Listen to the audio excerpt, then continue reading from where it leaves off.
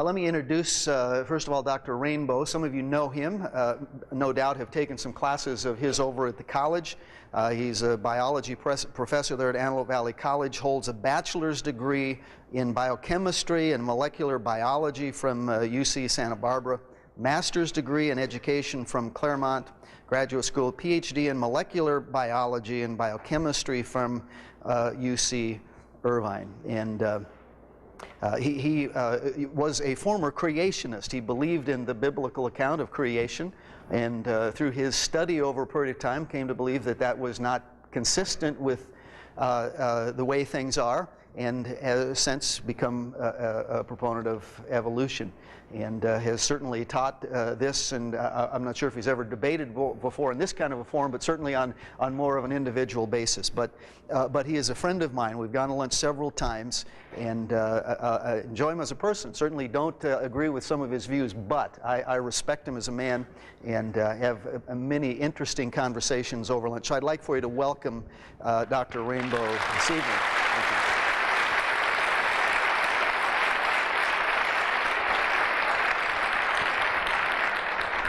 Dr. Kent Hovind taught high school science for about 15 years, and then went on to get involved in this ministry that he's involved in now of teaching creation science, not only in places like this. He's debated many, many times, has written all kinds of material, tapes, videos, and all these things, and also got a PhD in education, and he speaks about 700 times a year in forums like this, and he'll speak anywhere, anytime. If he's there, he loves to keep busy, and we've enjoyed him here at this church this weekend, and I would like for you to welcome Dr. Hovind from Pensacola, Florida, if you will.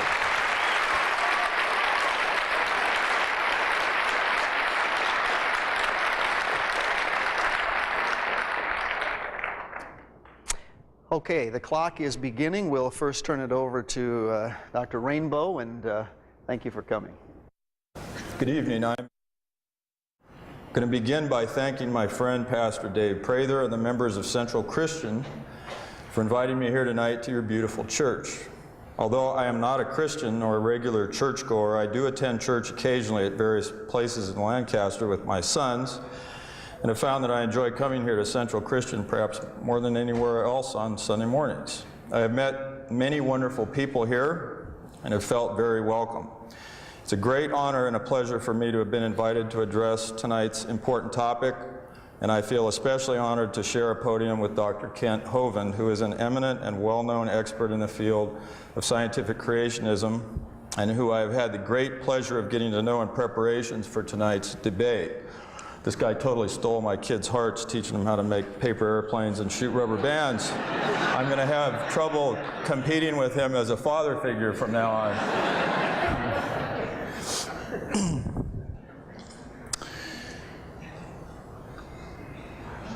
Okay, now if we can go ahead and get my, there we go. My talk tonight is called "What Scientific Evidence Is There for Evolution?" Then with a special emphasis on how to be a Christian and think properly about the theory of evolution.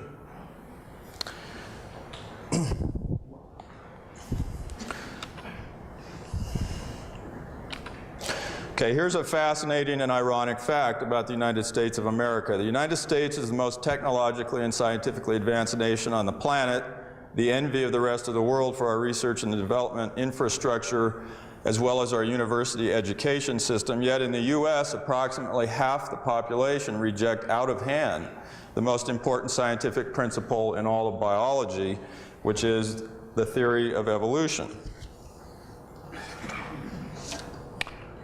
Now let's begin by asking, what's at stake in the creation-evolution controversy? Let's ask, why do evolutionists fight so hard to defend the theory? First, evolution is the central unifying principle of modern biology. Theodosius Dobzhansky, one of the three most famous evolutionists of the 20th century, and a Christian, I might add, a Russian Orthodox Christian, said nothing in biology makes sense except in the light of evolution, and I would heartily agree with that. 2, evolution is an aesthetically beautiful theory with grand and awesome themes.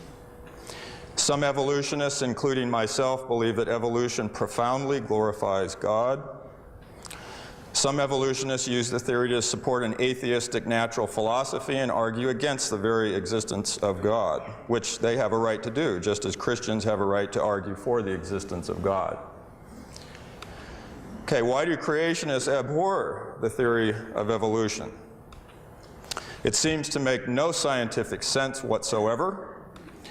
It's a calculated attempt to destroy belief in God and to render the concept of a creator obsolete. It contradicts the book of Genesis and therefore stands in mortal opposition to Scripture. It teaches that humans are descended from animals and therefore destroys all basis for morality. And it glorifies death. Now, I've been asked to present the scientific evidence for evolution to an audience which, though personally friendly, is to a large degree intellectually hostile to the subject in a mere 40 minutes. This is a daunting task. In tonight's debate, I bear the burden of proof. I must show that there is compelling evidence for the theory of evolution. I think I do a pretty good job of that every semester in my biology classes at AV College, but there I have almost 50 hours to lay the necessary background and explain the theory. My having agreed to do it tonight in a mere 40 minutes to a conceptually hostile audience borders on lunacy. I hope you realize how difficult a task I face. I have to try to explain one of the most counterintuitive ideas ever encountered by humans. The idea that physical systems of staggering complexity and design can arise spontaneously through the mere operation of the normal laws of physics and chemistry in only 40 minutes. Pray for me. Now, since I have only 40 minutes in the formal presentation, I cannot talk about everything and I cannot talk to everybody. So I have decided to talk pretty much to just one group of people, the creationists. I'm going to place myself in their frame of reference and assume that a creator of some sort does exist, which I personally suspect is true but am not sure about. I am technically an agnostic, which means I do not know if God exists. But tonight, with your permission, I will talk pretty much as if I were a full-fledged theist, since I am trying to operate tonight from within the Christian frame of reference, which I respect. So remember, I am not a Christian, but I used to be a Christian, and it is not impossible that I might become a Christian again someday. I do not want anyone to think that I'm trying to be deceptive or trying to pull the wool over people's eyes, or still worse, that I'm some sort of spirit of darkness masquerading as an angel of light. So in my talk, I will be explicitly speaking to the Christians in the audience who are creationists. All the rest of you, the evolutionists of various persuasions, the atheists, the agnostics, you're formally invited to eavesdrop in on this conversation that I will be having with the creationists. Now, some creationists take considerable offense at the suggestion, by the way, we could go ahead. Can we turn on the slides, please? Oh, okay. What do I hit again? Oh, the top. Okay. So some creationists take, by the way, I'm going to read from a prepared text because I have an extremely complex talk tonight with a lot of animations and slides, and if I get out of sync with my technology, I'm cooked, so bear with me here. So for the third time, sorry, some creationists take offense at the suggestion that humans have evolved from ape-like ancestors. Allow me now to make a rather aggressive point about that, a point which will also lead naturally into some of the necessary molecular biology that we must talk about tonight. So here's the point. If you're in some sense insulted by the idea that you are descended from animals, then you must really be insulted by Genesis 3:19, which says you are descended from dirt. Genesis says you are descended from Adam, and Adam, whose very name in Hebrew is a pun in the Hebrew on the word for clay, Adam was made from the dust of the ground, which is, let's face it, dirt. In the very earthy account of creation found in Genesis 2 and 3, it says, "Then Yahweh formed man of dust from the ground and breathed into his nostrils the breath of life, and man became a living being." So in regard to your origins, you have two options. You can embrace evolutionary theory, which says that time plus dirt equals humans. Or you can embrace a literal interpretation of Genesis 2, which says that God plus dirt equals humans. In either case, we recognize a fact common to creationism and evolutionism, which is that we are dirt. In other words, we all recognize that our bodies and the bodies of all living things, interestingly enough, are made of non-living atoms. I am a biochemist and molecular biologist by training, and I make my living by studying and teaching students about the fact that all living things are made of normal atoms which obey all the laws of physics and chemistry. From a physical point of view, our bodies are marvelous machines. Here, for example, is a computer-generated image of the atoms in a protein molecule. And then here is a similar image of the atoms in the DNA double helix. By the way, we could turn, I wouldn't mind having the lights down just a little more, Ryan. In fact, fairly dark. I'm a graphical purist here. Can we turn them down a little bit? Oh, okay. Well, can everybody see okay? All right. So it's been proven over and over through tens of thousands of controlled scientific experiments that living things are literally machines, constantly obeying all the laws of physics and chemistry. No modern educated person, including creationists, disputes this raw, intriguing fact that from a physical point of view, we are machines. The central question that Dr. Hovind and I are here to address tonight is simply this: how did these machines get here? Now, one of the songs that you sing here in this church, and I have actually sung it with you, putting my own personal spin on the meaning of it, one of the songs you sing has the lyric, "Our God is an awesome God."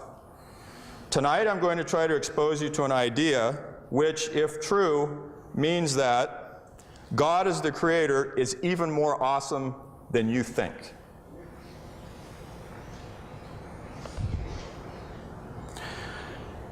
Near the end of the 18th century, an English doctor of divinity and professor at Cambridge University, the Reverend William Paley, wrote a seminal work in the history of creationism entitled Evidences of Christianity. In this work, Paley created a memorable image. He said that if you were walking on a heath and hit his foot on a stone, he might inquire how it came to be there, but would be able to say little about it. Indeed, the stone might have been laying there forever for all he knew. But, he said, suppose I had found a watch upon the ground, and it should be inquired how the watch happened to be in that place. In that case, he argued, we would come to a very different conclusion. Since the watch is made of many intricate parts, which work perfectly together for a single purpose and display a remarkable unified design, he could only conclude that there was a designer responsible for the existence of the watch. Paley went on to explain that in nature we find countless living creations far more intricate than a watch. For example, the design of the eye with its lens and many other parts is staggering to behold. Everywhere he looked, at an oyster, a spoonbill bird, a human kidney, Paley found evidence that nature had a designer. Paley's book was required reading for the young aspiring naturalists and theologians who were in college at Cambridge, and it was particularly inspiring to this student, who we will meet again in a moment. This young man was an Orthodox Christian, excited about biology and what it taught him about his creator. And he not only read but even memorized parts of Paley's book. Now, Paley's lesson is really a point about engineering. I'm sure we have many engineers in the audience tonight, since this valley builds the most sophisticated aircraft in the world. Engineers have always taken a great interest in the creation-evolution debate, partly because evolutionary theory tends to come across as complete and utter nonsense to many engineers. Since both special creation and evolution can be considered forms of engineering, one divine and the other natural, I'm now going to make a point about the engineering of living things. Here's a slide of actually a fruit fly embryo developing. Now, we all know that whenever something is created by engineers, it always goes through 4 phases of development. The first phase is the conceptual phase, during which actual drawings and blueprints of the machine are made up, which will then guide the upcoming design phase, during which oh, I'm sorry, I got off here. We had the conceptual phase, the design phase, drawing up blueprints and so forth, which will then guide the upcoming assembly phase, during which the device is painstakingly constructed piece by piece according to the carefully made design. Now, after the machine has been constructed, if all has gone well, the engineers now get to power up the machine with its source of energy, turn it on, and watch it work. They are now in the phase which engineers live for, namely the operational phase. Now, in the creation of a machine, if it has been well conceived, designed, and assembled, there will always come a time when the engineer can take his hands off the machine and step back and let the machine run on its own. Think of a computer automatically running programs, rendering graphics, carrying out calculations, while its operator sits back in the chair and drinks a soda. Or think of the autopilot on a jetliner, which is automatically landing the aircraft in a dense fog as the pilot and co-pilot simply watch the instrument panel with their hands folded. Or think of a robot spot welding parts of a car on an assembly line while no human watches it at all. It's obvious that the most impressive machines of all are machines that run on their own without any further intervention. Such machines are very complex and hard to design, and when the engineers who made them finally come to the, what I'll call, the step back and hands off point, it's an awesome sight to behold. Now, living things, as we have said, are complex assemblies of atoms and molecules which obey all the normal laws of physics and chemistry. That is to say, they are literally machines. Creationism and evolutionism have different ways of explaining how those machines arose. In fundamentalist Christian creationism, it is believed that God made the first representatives of all the major kinds of living things, quote, out of the ground. That is, from earth or clay or dirt, or whatever you prefer to call that. That is to say, God made living things piece by piece from normal atoms, including hydrogen, oxygen, nitrogen, carbon, phosphorus, sulfur, manganese, magnesium, zinc, iron, and one more, copper, that green atom right in the middle, that cytochrome C oxidase, a protein you have in your body that's literally carrying electricity in the mitochondria of your cells. It's got a copper atom in the middle, so forth and so on. So other atoms that were present in the earth contributed to this, presumably, and God presumably assembled them into fantastic arrays to make DNA double helices and beta-pleated sheets in proteins and electron transport chains in mitochondria and so forth, much like Paley's watchmaker might assemble a watch, piece by piece, from its component springs, gears, and levers. It would be an awesome sight to behold. It would have been a tremendous thing to see that happen in Genesis 2. But now consider what the theory of evolution asserts. Evolution says that atoms and molecules present in deep space and then on the primitive Earth did something radically different from what is described in Genesis 2. Over vast stretches of time, the atoms, through a process which is only partially understood, but which I will try to tell you a lot about tonight, did the astonishing thing of self-assembling into living things. I want you to think hard about this. Imagine that you knew a watch designer who was so incredibly skilled at what he did that he could design the parts of a watch, make the parts, throw them out on a table, and then step back and take his hands off, watching while the hundreds of parts of the watch put themselves together before your eyes. Wouldn't that be unbelievable? Or imagine that one day you're conversing with a friend who works at the Skunk Works, where the world's most advanced aircraft have been designed and produced. And he says to you, guess what? We just made a new type of aircraft the world has never seen before, and it's just been declassified, and I can tell you about it. You say, what is it, a new generation of stealth aircraft? And he says, yes, but that's not what is truly new about it. You say, well, what is so new about it? And he says, it's an aircraft that self-assembles from component parts. You, if you know anything at all about engineering, would look at him like he was pulling your leg. And then when you saw he was serious, your jaw would slowly start to drop to the floor because you would know he had gone insane. You know that humans cannot yet build truly complex machines that put themselves together. We can make some machines like robot welders on assembly lines that can do simple things in the assembly of other machines, but we cannot even come close to making machines that assemble themselves. But guess who can make machines that assemble themselves?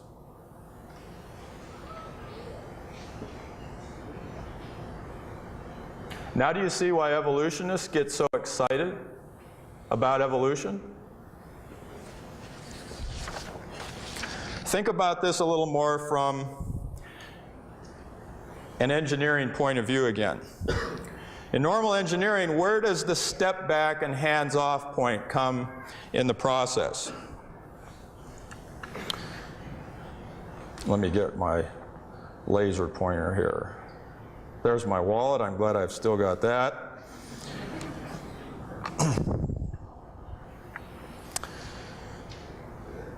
Okay, where does the step back and hands off point come in the process? The engineers have to have their minds and their hands intimately involved in the conceptual phase, the design phase, and the assembly phase.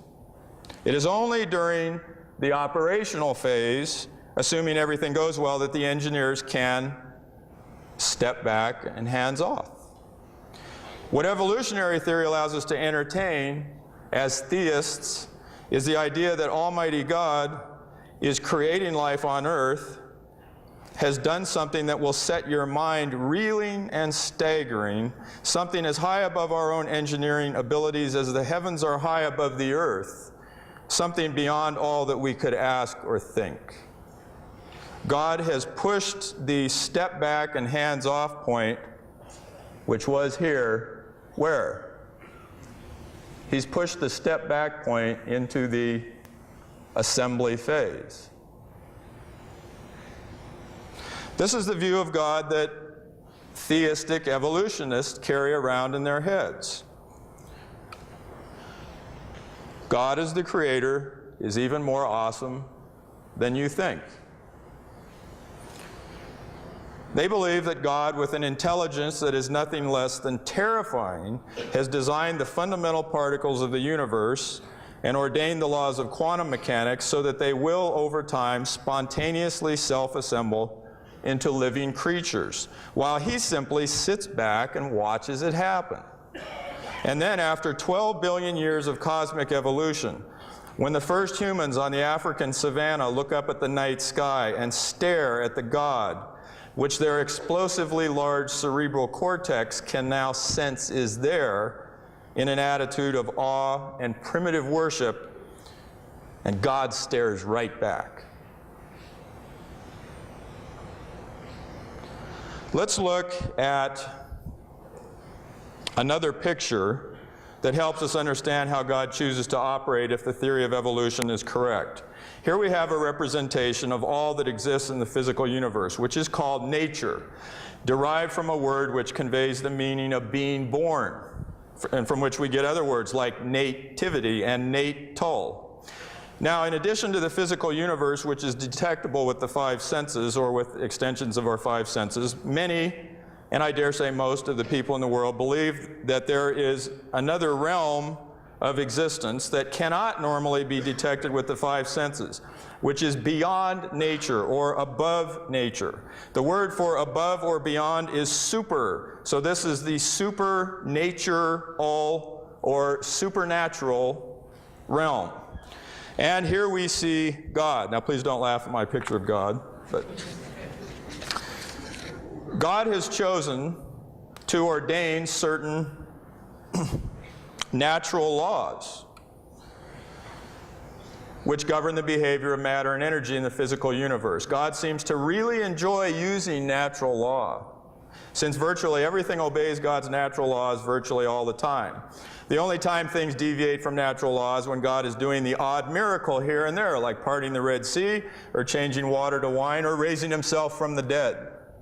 Here we see just a few examples of famous natural laws expressed as equations, such as, okay, we've got Newton's second law of motion, Einstein's relativity relationship, Newton's law of universal gravitation. Here we have Boltzmann's definition of entropy, mass action expression from chemistry, which governs equilibrium in chemical reactions.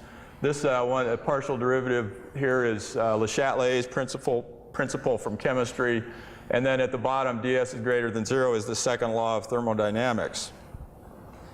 Now, we could write dozens of major natural laws that have been discovered so far by humans in various fields of the physical and biological sciences.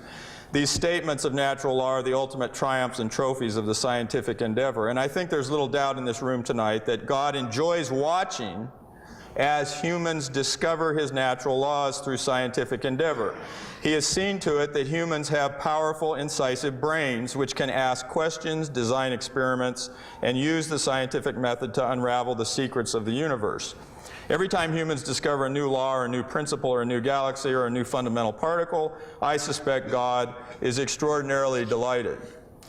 Over about 150 years of intense research, scientists using the brains that God caused to evolve have by now, in the year 2003, developed a fairly extensive explanation of how living things self-assemble through nothing more than the operation of God's natural laws. I'm going to say that again. We now understand, not completely, but pretty well, how living organisms arise through a self-assembly process which is being driven by nothing other than a free-running operation of God's natural laws. I call the process God's automatic creature-generating machine. A good teacher will invent flashy names for things, so there it is. How many people here would be willing to, and I don't want to have a loud conversation with 2,000 people, but how many people here would be willing to try to learn from a person who has some expertise on the subject how God's creature-generating machine works? Can I see a show of hands? Who'd be willing to learn something about that? Okay. Who would not be willing to learn something about that? Anybody? Oh yeah, right here. Oh, okay. Someone is closed-minded and admits it. I applaud your candidness. Now, some of you may still be reticent to let me in, even for a trial run on evolution. You may be wondering if you will lose your faith if you even so much as entertain evolution. So maybe this will help a little. Can someone be both a Christian and an evolutionist at the same time? Of course they can. Two of the most famous evolutionists of all time were Christians. Here is George Lemaitre, a Belgian Catholic physicist priest who galvanized cosmologists in 1927 by proposing that the universe began when a hot, dense, primeval atom exploded, an idea which adumbrated the modern Big Bang theory. He is considered to be the father of the Big Bang theory. He was later decorated by the Pope for his scientific achievements. And here we have Theodosius Dobzhansky, one of the three greatest evolutionary theorists of the 20th century. He's famous for saying, "Nothing in biology makes sense except in the light of evolution." And as I pointed out, he was a Russian Orthodox Christian. Okay, now, what I'm going to do with my remaining time is attempt to explain how two of the most important developments in vertebrate evolution have occurred. I'm going to talk about the evolution of legs and the evolution of wings. And I'm lastly going to talk about what may be the most difficult to explain problem in all of organismal evolutionary biology, which is the evolution of birds in general. Okay, so here we go now.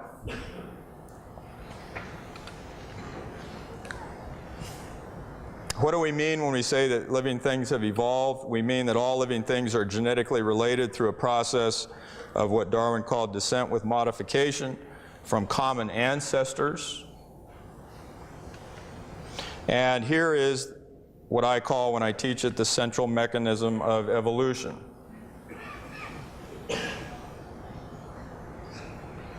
All right, here's how evolution works. This is God's automatic creature-making machine. Evolution always occurs in 3 steps. First, we have mutation to DNA, which can occur in a multitude of very well understood ways. Secondly, we have altered embryological development. It alters the way the organism develops as an embryo, right here, represented by these arrows. And the third step is always what Charles Darwin discovered, natural selection, where an environmental scenario must exist which naturally selects for, or at least does not select against, the new phenotype.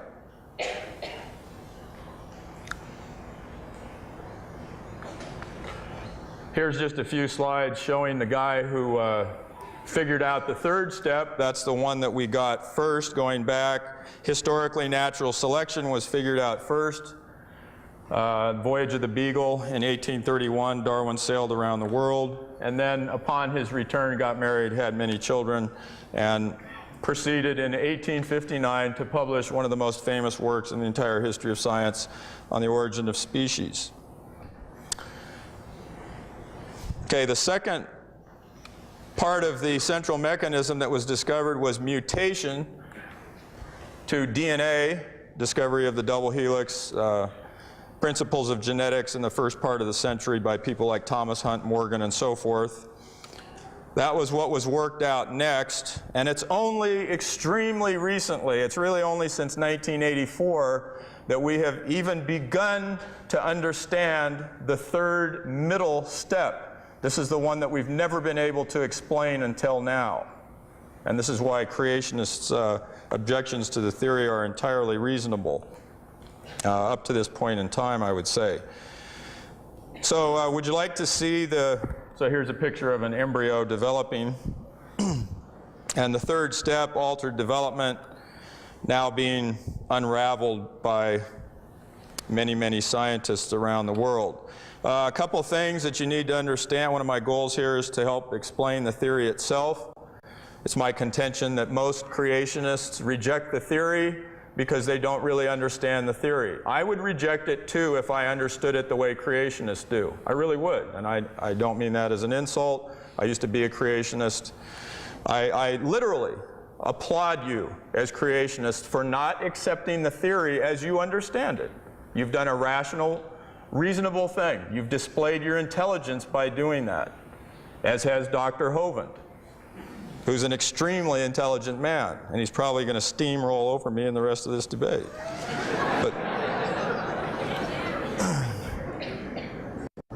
But would you like to see the machine itself in operation? Okay. Well, sorry, you can't.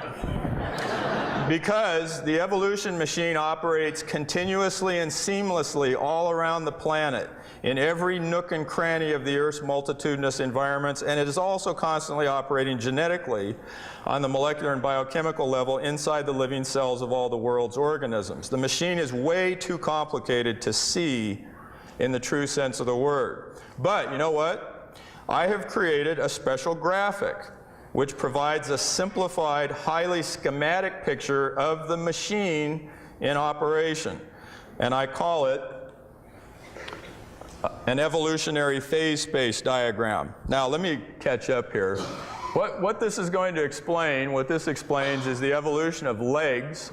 We're trying to explain how you go from a lobe-finned fish here to an early amphibian. Lobe-finned fish here, going down, see his little legs there. I really wish it was darker in here.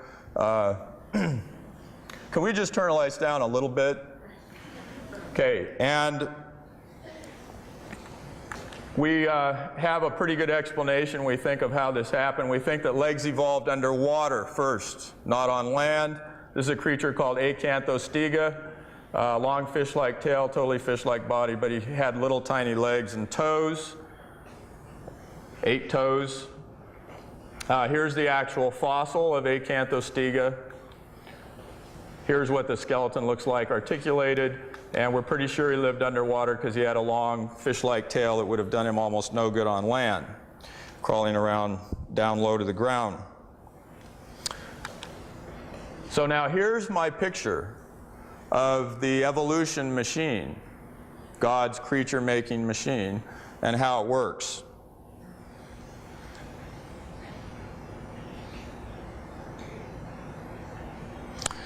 Okay, so here's what's going on in this machine. Now I know this is really small for most of you, but we'll do the best. I'm doing the best I can.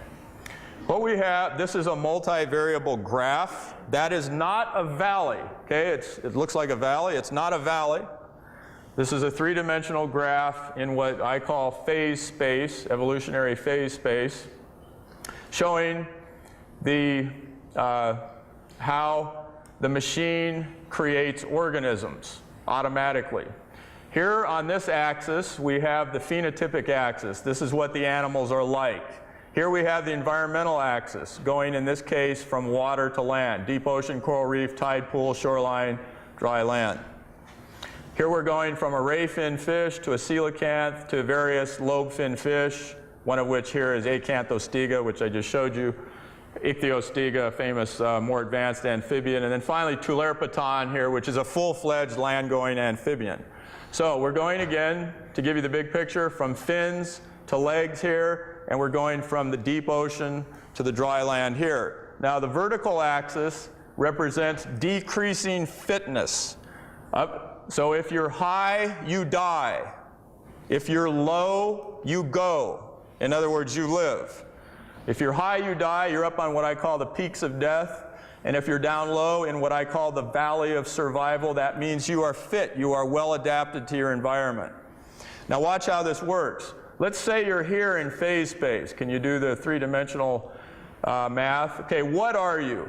You're a ray fin fish.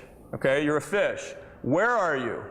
You're on dry land, so you are dead. You're a fish out of water, so you're dead. You are unfit for your environment. Let's do this one.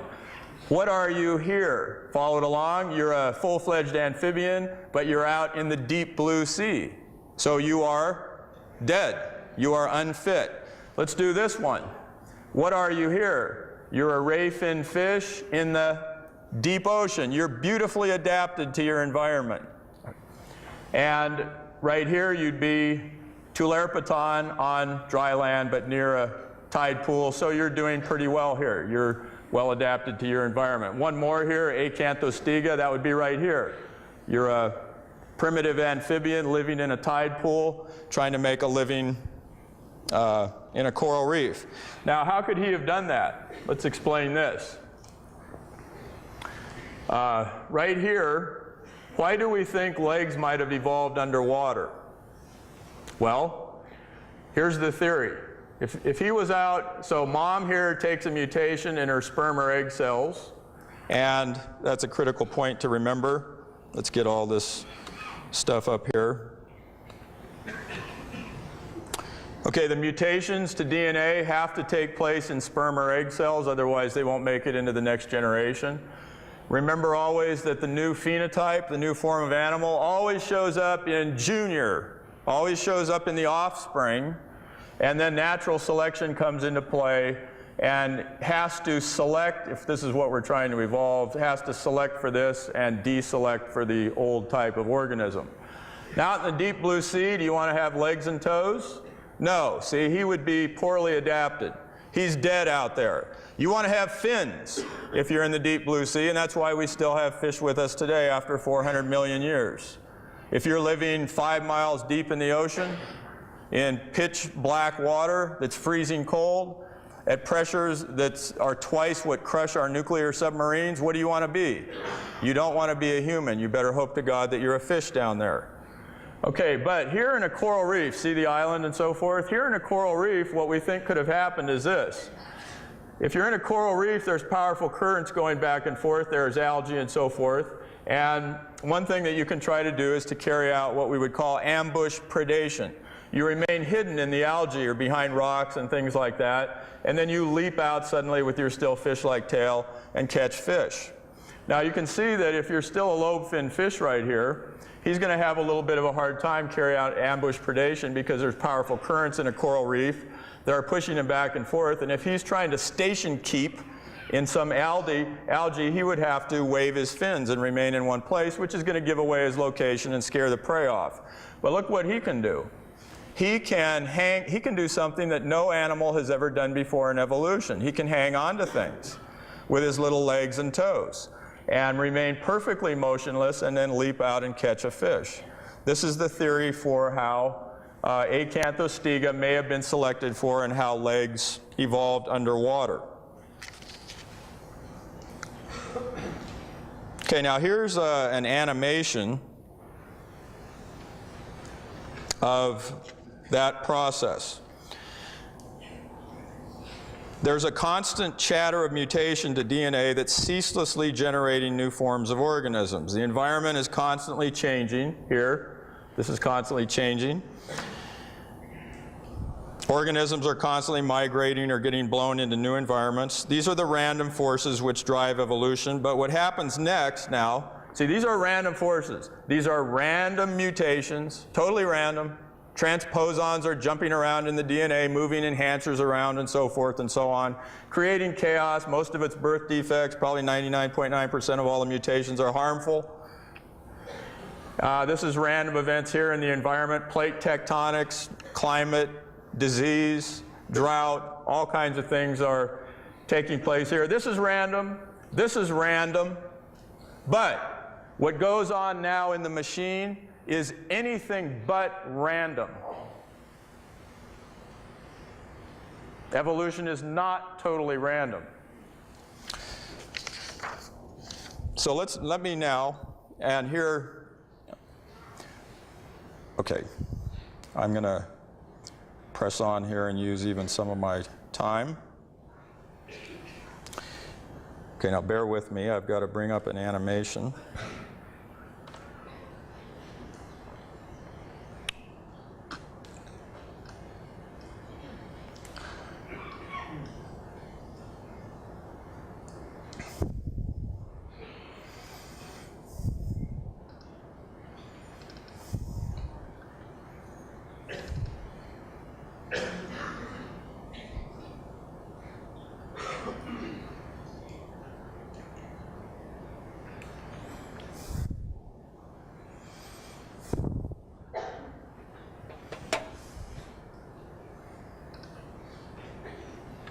Okay, we'll try to put this on the whole screen.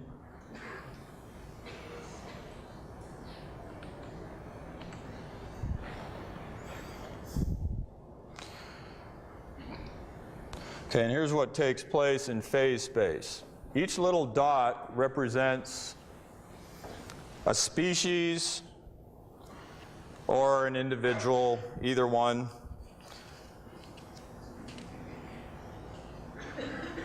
Organisms explore evolutionary phase space now in single-step mutations, and they do it with ruthless efficiency like water exploring a canyon. So what's happening here is that we start off here with a fish in the deep blue sea, mutations take place, and then you go to the next phase here in the Valley of Survival. And now the numbers, since they're beautifully adapted, they build up. See, they build up in number there. So now you've got more of these guys, lobe-finned fish. They build up. And then there are so many of them. There might be 10 million, 100 million lobe-finned fish in the Pacific or something like that.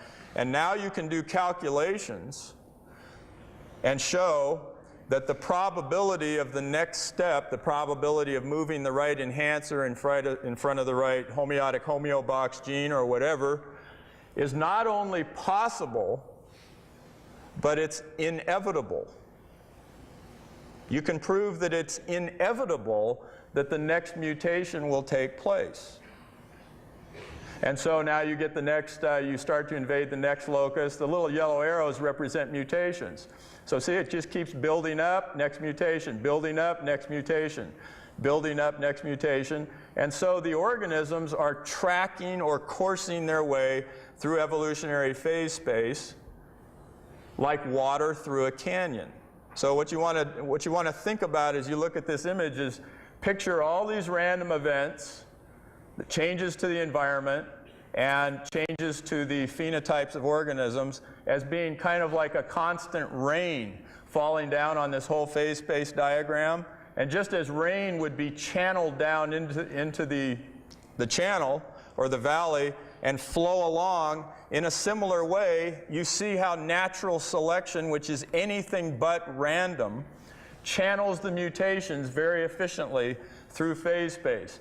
Once in a while you have a few organisms, see a few dots up here in the valleys, the foothills. They're just barely making it up there. They're not very well adapted. They don't survive very well. And up here in the taller mountains, nothing makes it up there. Okay, so the principles here are that the number of organisms at each locus in phase space builds up until the probability the next step becomes inevitable. There's the principle that one step leads to another. By many small steps you can climb a mountain, and by many small steps a dramatic change in organisms can occur over evolutionary time. Notice that evolution leaves behind what I call a trail of ancestors. See, look at that trail of all the ancestors that are still there, still beautifully adapted to their respective environments. In my class, someone always asks me, Dr. Rainbow, if humans have evolved from apes, they always think humans have evolved from apes, which they haven't. We've evolved from ape-like creatures. But they say, if humans have evolved from apes, why are there still apes in Africa? I always get that question every semester. And you should be able to easily see now that that's an exceedingly silly question. That's no different than asking, why are there still fish 5 miles below the surface of the ocean? What's the answer? Because they're beautifully adapted to their environment. Another principle is that evolution is a blind, random, fluky process driven by random mutations to DNA and random changes to the environment. Well, I already said that. It's, the selection is anything but random. So in a supreme irony, this process, as I hope you may be able to see, even though it's driven by random processes, it ends up creating creatures that look just as if they'd been designed by a creator. Which they really have, haven't they? Because it's the creator who dictated Le Chatelier's principle, and Coulomb's law, and Newton's second law, and the Schrödinger equation, and all the laws that govern how the atoms and molecules self-assemble. So God still gets all the credit for this. In fact, he's an even more awesome God.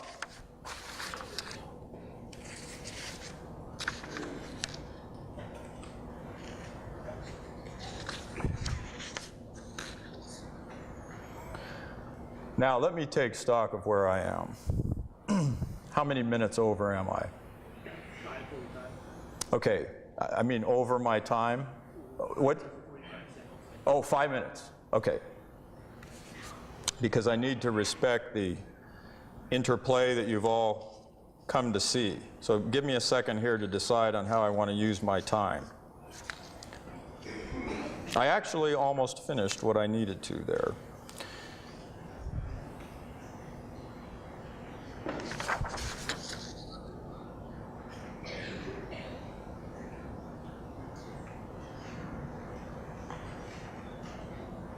Okay, what I'm going to do is simply make one last titanically important point about evolution. Now, what is it that you're all wondering the most about? This all makes a lot of sense. We know that this happens. Creationists freely admit that evolution takes place. They would say, however, that only microevolution can take place. I have no doubt at all that Dr. Hovind would agree with the fundamental essence of this picture, but he would say that you can only get small changes to organisms, like changing one insect into a different color or something like that. That's called microevolution. What you're wondering is, can you really go from things like a fish to an amphibian? Can you get big time evolution, big changes, big dramatic changes, which is called macroevolution? And what I'm going to do here is try to explain the results of the field that I at least like to think of as my specialty, and which is called EVO-DEVO, or evolutionary developmental biology. And I'm going to show you some animations that show how you can create radically new forms of organisms incredibly easily. All right, so I need to close this and open up this one. Okay, this is an animation I use in my class.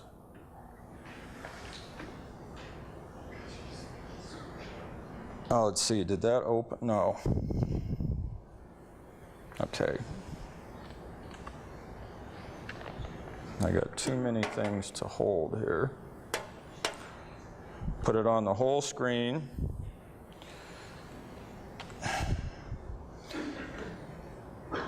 Okay, living things are made of cells.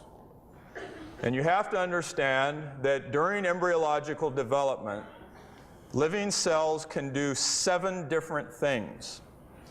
They can divide by mitosis, cell division.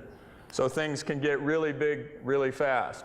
They can differentiate. They can turn into different kinds of cells. Like here, 2 initially identical cells are turning into muscle cells and neurons under the influence of a morphogen that's being sent by this cell. They can crawl around. Cells can crawl around anywhere at any time in your body, just like amoebas do. They can lay down extracellular matrix like big strands of collagen. They can change their shape. Here you see a cell in the middle changing its shape. So this epithelial sheet is buckling and folding. It's like making a paper airplane. One of the things I do in my class is I take out a piece of paper, and in front of the students, I step by step make a paper airplane. And then at the end, I hold it up and I say, look what a complicated thing I made just by doing one thing, folding paper. I take a piece of clay that looks like this, and I cut it with a knife, boom, boom, boom, boom, and I make a hand. Did you know that your hand got here you used to have a paddle like a duck. You had flesh in between your fingers, and then your cells here died by a process called programmed cell death, or apoptosis, which generated your fingers. That's another of the things that they can do. Cells can commit suicide at any time. And they can attach together or break apart at any time by expressing cell adhesion molecules. So, with these facts in mind,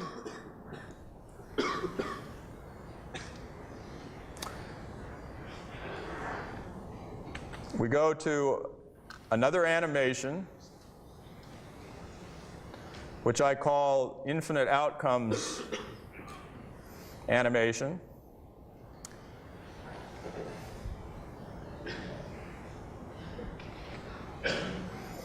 And here we have 5 different subdivisions of it. In the first animation, we're going to see how cells can divide and differentiate, and just look at how fast things can get complicated.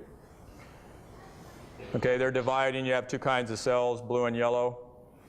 See, there we made something fairly complicated just by going through a few rounds of cell division and differentiation into only 2 types of cells. You have more than 200 kinds of cells. Okay, and then the second animation is an example of what we call a progress zone or a proliferation zone. This occurs, for example, in the limbs of an animal. The cells are constantly dividing on the leading edge there. And then if we do the same thing, but put in differentiation, now we get different colors. The cells can divide and differentiate in a proliferation zone or a progress zone. And then the next one shows same thing, except the cells are going to die at the end. They're going to die. Boom, there they go. See, so just by dying, you can make many, many structures inside of an embryo. And then the last animation in this series is a progress zone with differentiation, and at the end they crawl. See, they crawl around, and they can go anywhere at any time. So I think that you can see just from these simple animations that you put together all 7 things, you can make anything that you want by simply changing the order in which living cells do those 7 different things. And I tell my students, this will be insulting to creationists, I suppose, but the only difference between you and a fish is the order in which these 7 things have happened. And by changing DNA, you can alter the order in which things happen. Now, I am not even close to finishing, but I have to stop, and I'm going to stop. And I'm looking forward to hearing Dr. Hovind.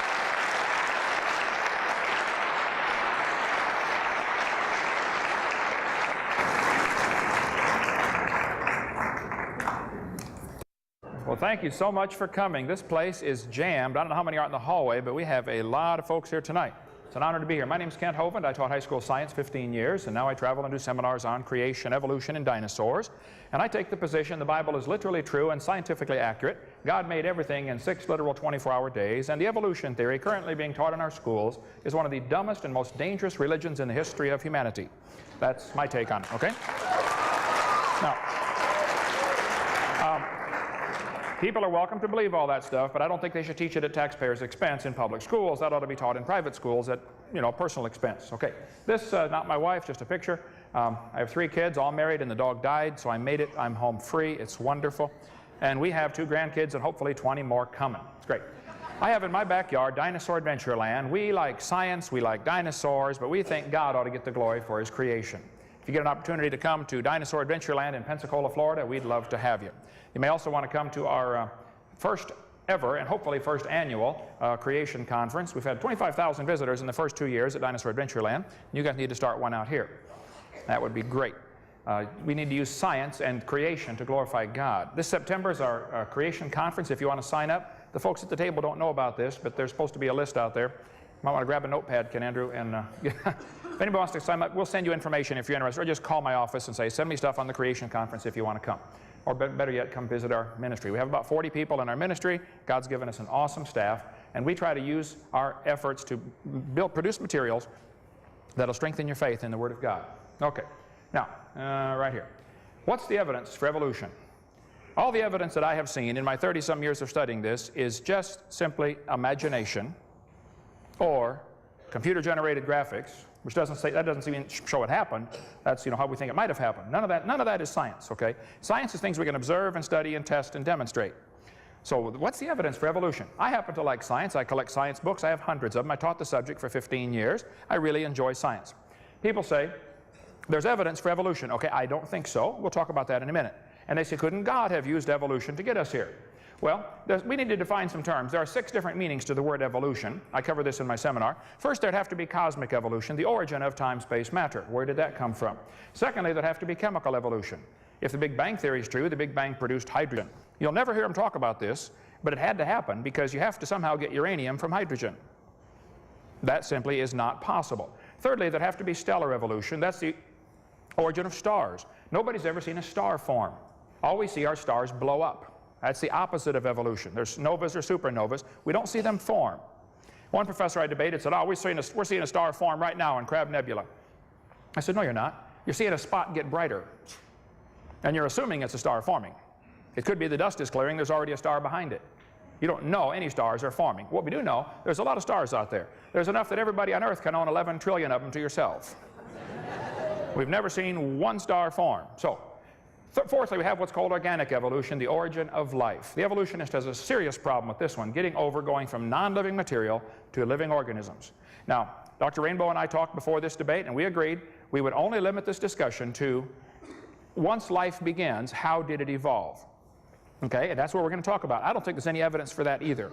But I think skipping the first 4 steps would be fatal for students to realize, to not realize these are essential steps the evolutionist is simply trying to avoid, because they don't have an answer for any of those. Lastly, or fifthly, we have what's called macroevolution. This is where an animal changes to a different kind of animal. Nobody has ever observed any of this.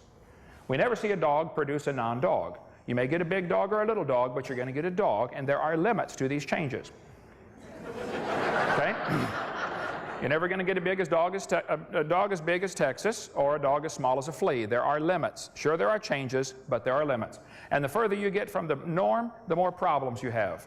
You start having hip dysplasia and disease resistance goes down and stuff like that. So the normal average generic mutt is probably where it started. And now all these special breeds we've created, like the Chihuahua, definitely swimming in the shallow end of the gene pool, are certainly basically useless in my book. But every kid knows that a dog, a wolf, and a coyote are the same kind of animal. We do this in churches. I'll get a 5-year-old kid, and I'll say, which one of these is different, boys and girls? The dog, the wolf, the coyote, or the banana? They pick it out almost every time. One kid said, the boy. And well, it's the banana. Okay. The Bible says the animals will bring forth after their kind. Now, Charlie Darwin wrote a book called The Origin of Species. The argument is not about the origin of species. The argument's about the origin of kinds. I'm not sure who's deciding when a new species has been created or not. You know, a dog and a wolf are different species, but they're obviously the same kind of animal. I'd like to meet the guy who's making the decision. This is a new species, okay? It's still the same kind. Lastly, we have what's called microevolution. I don't like the term. I think it's confusing. We should just call it a variation within the kind. But whatever you call it, number 6 happens. That one I agree with. All the first 5 are purely imagination. Students have to be taught to believe in these by computer animations or, you know, pictures of how it might have happened. It all takes place in the imagination. It never takes place in reality. People say, couldn't God use evolution to get us here? Well, that depends what you mean by God. The God that would use evolution is cruel, wasteful, stupid. He's deceitful. He's not the God of the Bible, that's for sure. It's not in the character of God to use misfits, blind chance, and death. My God gets it right first time. Doesn't have to practice, okay? Jacques Monod, a Nobel Prize winner, said, natural selection is the blindest, most cruel way of evolving new species and more complex and refined organisms.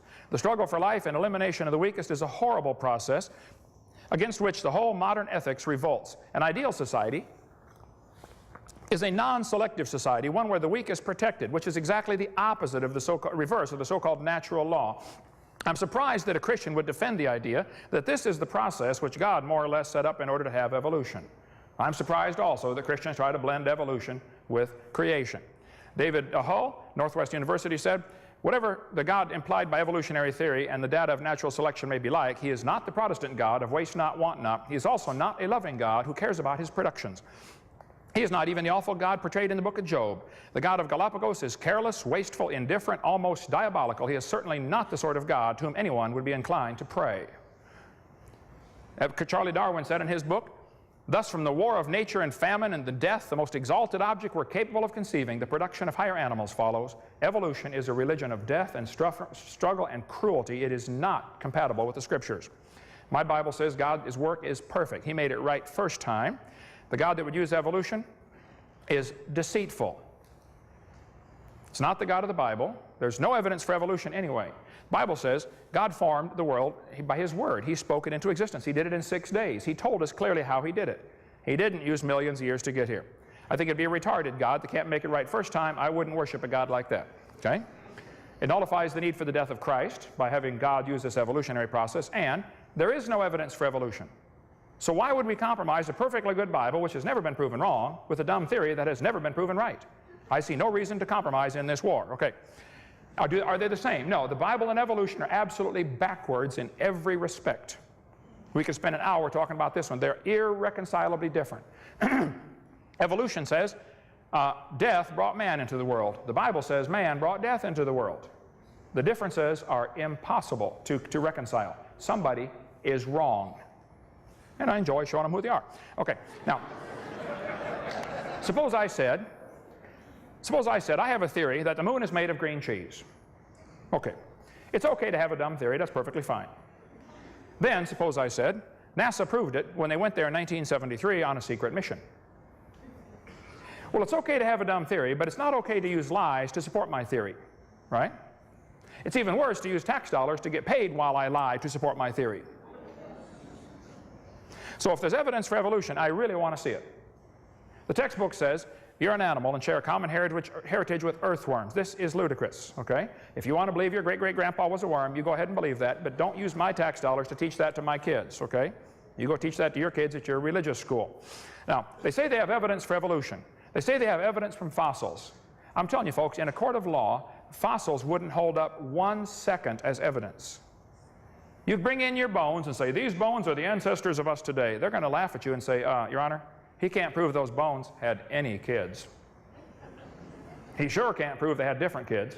Absolutely no fossils could possibly count in this discussion. When you find fossils in the dirt, all you know is it died. So don't tell me fossils are evidence for evolution. They talk about the fossil record. I say, hold it, first place, there is no fossil record. There are a bunch of bones in the dirt. It's not a record, okay? There aren't dates on them. They're just a bunch of bones in the dirt. There's just as much evidence for a flood. They say they have evidence from structure, evidence from molecular biology, evidence from development, like you talked about tonight. Well, we're going to talk about some of those as quick as we can.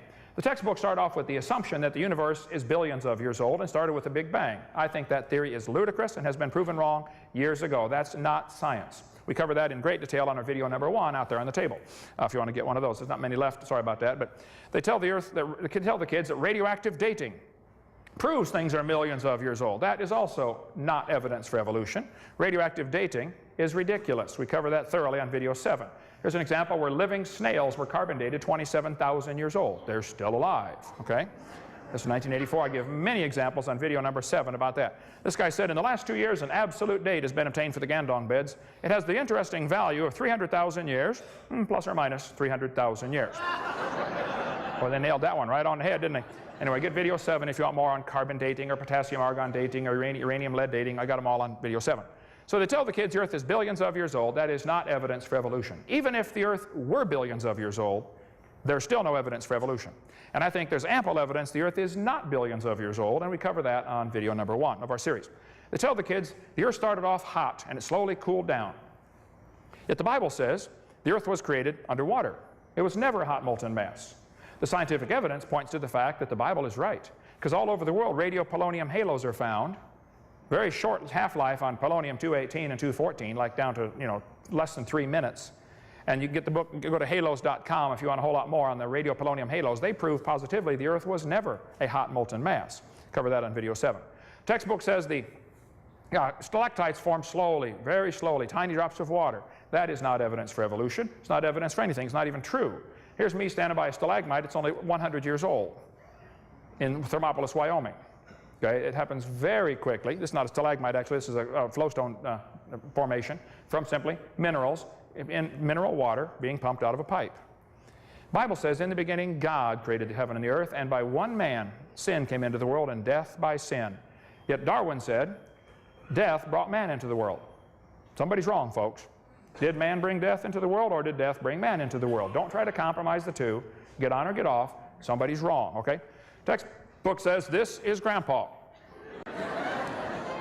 30 million years ago, larger primates such as monkeys and apes evolved. They are ancestral to both humans and modern apes. Look, you're welcome to believe that. But that's not science. It's not observable science, that's for sure. That's not Grandpa, okay? Now, all of the so-called evidence for evolution from the cavemen that I'm aware of, and I've studied it real actively now for 30-some years, all of it has been discredited. I mean, you pick your caveman, Homo erectus, Java man, Piltdown man, Lucy, they've all been discredited. This article in the newspaper says, he's the daddy of us all. This is silly. You don't know he's the daddy of anybody. All you know is you found some bones in the dirt. That's all you know. You can't prove he had any kids that lived. Don't tell me he's the daddy of us all. They're lying to you, okay? Cover much more on the cavemen on video number 2. They tell us dinosaurs lived millions of years ago. That is simply not true. There's ample evidence dinosaurs have always lived with man.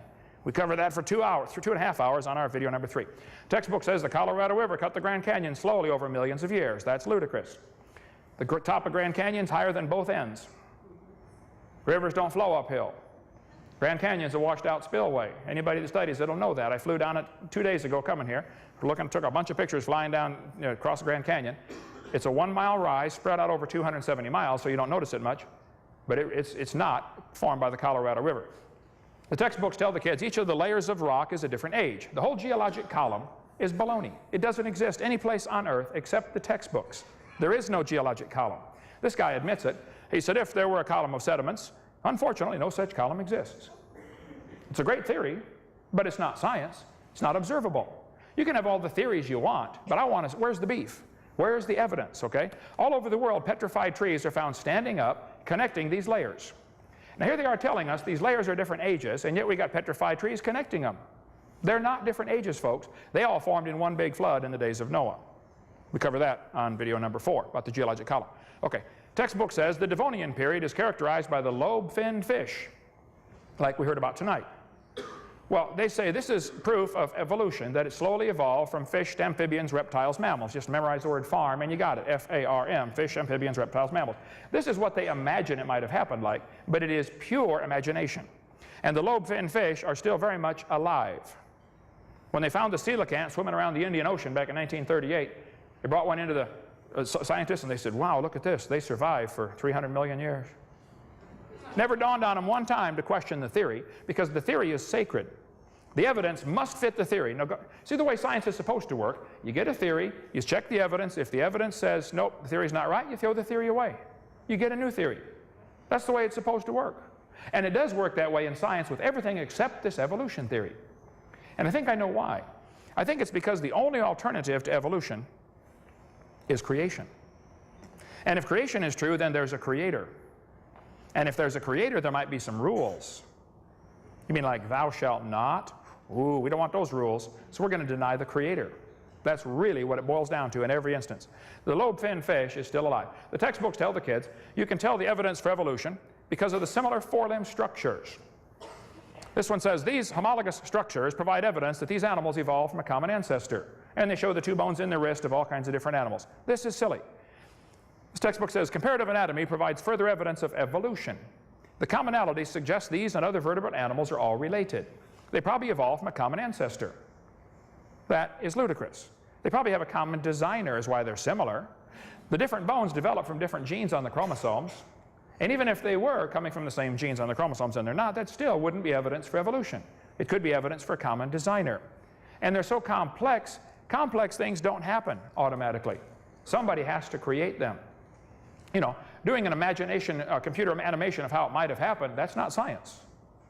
That's imagination. The lug nuts from a Pontiac will fit on a Chevy. You go try it. They will. That proves they both evolved from a Honda 14 million years ago. No, that proves the same guys are making them, okay? It's common designer. Textbooks are going to tell your kids that the peppered moth is evidence for evolution. This was proven wrong years ago. The peppered moth, according to the story, had dark babies and light babies, but on the light-colored trees, the light ones blended in better, and the dark ones got eaten more. And then when they burned coal in the factories, the trees turned dark, and the dark ones blended in better, and the light ones got eaten. And so they say the population ratio shifted from 95% light to 95% dark. Well, the problem is the whole story is baloney. It didn't happen. They glued dead moths on the tree to take that picture for your kid's textbook. After 40 years of watching, they found 2 moths on the trees. 2 in 40 years. What's 95% of 2? So if you have evidence for evolution, I really want to see it. However, the peppered moth is not evidence for evolution. Even if the story were true, all they had was a shift in the population ratio. That's proof of a designer giving his creatures the ability to produce a variety of offspring so some will always survive. That's still evidence for creation, if the story were true, not evidence for evolution. The idea of the embryo having gill slits has been proven wrong years ago. This textbook says the presence of fish-like structures in embryos of different species shows these animals have evolved from fish and share the basic pattern of fish development. This is simply not true. They say it has gills like a fish. Just because the skin is wrinkled up, I got the same wrinkles in my elbow and behind my knee. It doesn't prove a thing. You got wrinkles. Some of you got a lot of wrinkles on your body, actually. But what does that prove? Okay, I'm getting them too. All right. Now, the textbook, though, says the presence of gills and tails is evidence of a common ancestor. This is not true. This junior high textbook says the similarities provide evidence that these 3 animals evolved from a common ancestor. Again, talking about the gill slits. This has been proven wrong years ago. 1875 it was proven wrong. It's not true. This textbook says humans and fish embryos resemble each other because humans and fish share a common ancestor. Now look, I don't mind if somebody wants to believe that, but I resent paying for that to go into a textbook, and that's the only answer the kid's given. I further resent them cutting down a perfectly good tree to print that, okay? And we need Al Gore on this one. Okay. Those little folds of skin develop into bones in the ear and glands in the throat. They never have anything to do with breathing. Just because the skin is wrinkled up doesn't mean it's gills, or even it's partly gills, or even it's related to gills. I've seen people with a bunch of chins and they can't breathe through any of them but the top one, okay? Ernst Haeckel faked his drawings in 1869 to make people believe this evolution theory. He admitted he lied in 1875 when his own university held a trial. He was convicted of fraud. On top are Haeckel's drawings. Underneath are the actual photographs of those creatures he claimed he's drawing a picture of.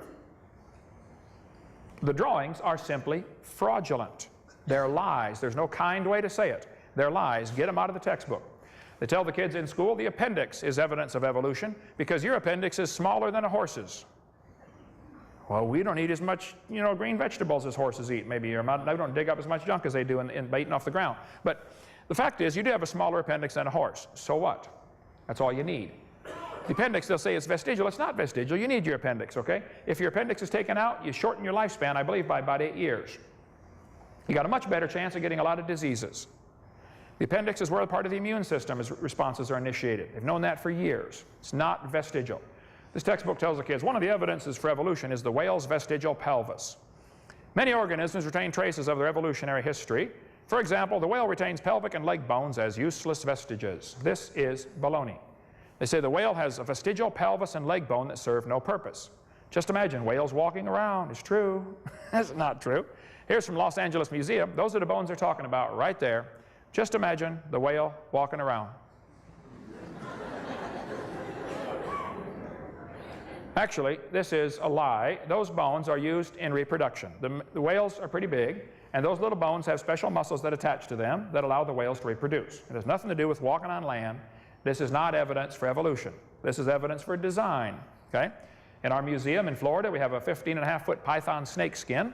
Down at the south end of that skin, you can see little claws that are attached to little bitty bones going up inside the snake's body. The textbook says these are rudimentary hind legs of a python snake. This is not true. Those little claws are used in mating. The snake can't talk. You can't say screwed over. Okay? This has nothing to do with walking on land. It has to do with getting baby snakes. So, if you have evidence for evolution, I'd like to see it, but that's not evidence for evolution. Okay? This guy says the humans have a tailbone that is of no apparent use.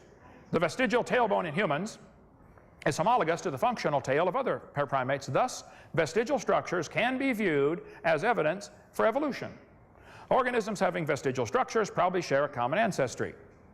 Well, look, you're welcome to believe that, but it's not true, okay? The tailbone's not vestigial. You need your tailbone. There are 9 muscles that attach to the tailbone, without which there are quite a few functions you cannot perform. I won't tell you what they all are, but trust me, you need those, okay? Now, if you think the tailbone is vestigial, I have a long-time standing offer. I will pay to have yours removed. Bend over, okay? Me and the Swiss Army can fix this in 15 minutes. Now, this textbook, though, says the coccyx, the tailbone, is a small bone at the end of the human vertebral column. It has no present function, and is thought to be the remainder of bones that once occupied the long tail of a tree-living ancestor. First, it's not true. It's been proven wrong years ago. Secondly, that ought to be taught in a school for religion, not a school for science. This is not part of science. Why is this in a science book? Take that out of the book. A tail would be handy. I mean, anyway. This textbook draws what's called a phylogenetic tree, and they have humans, birds, and crocodiles having a common ancestor. It only takes place on paper in the imagination. It never takes place in reality. Darwin said it's a truly wonderful fact that all animals and all plants throughout all time and space should be related to each other. Well, Charlie, you're welcome to believe that. But that's not science. And I resent that being taught in science classes at taxpayer expense. And I think many other people do also. That's not evidence for evolution. The fact that you believe it doesn't make it true. They talk about natural selection being the cause. He mentioned tonight natural selection. So I agree. Natural selection works. But it only selects. It doesn't design a thing. It doesn't create anything. If I was going to select, if I wanted a population of people over 10 feet tall, so I'm going to go around and kill everybody under 10 feet tall. I don't have anybody over 10 feet to select from.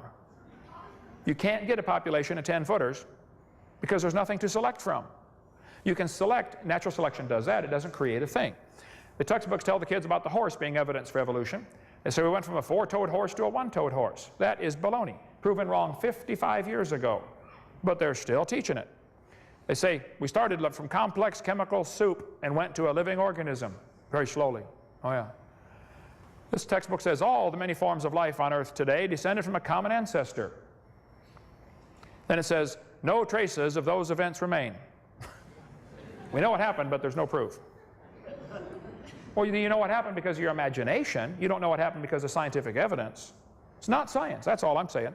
This is not evidence for evolution. The fact that you can write it on paper, or the fact that some famous scientist, Dobzhansky, says, oh, this is true, or therefore it's true, it doesn't make it true because some famous scientist says it's true. Where's the beef? Where's the evidence? And they talk about a simple single-celled organism. Single-celled organisms are not simple, folks. One paramecium is more complex than a space shuttle. And you can put thousands of those in a drop of water.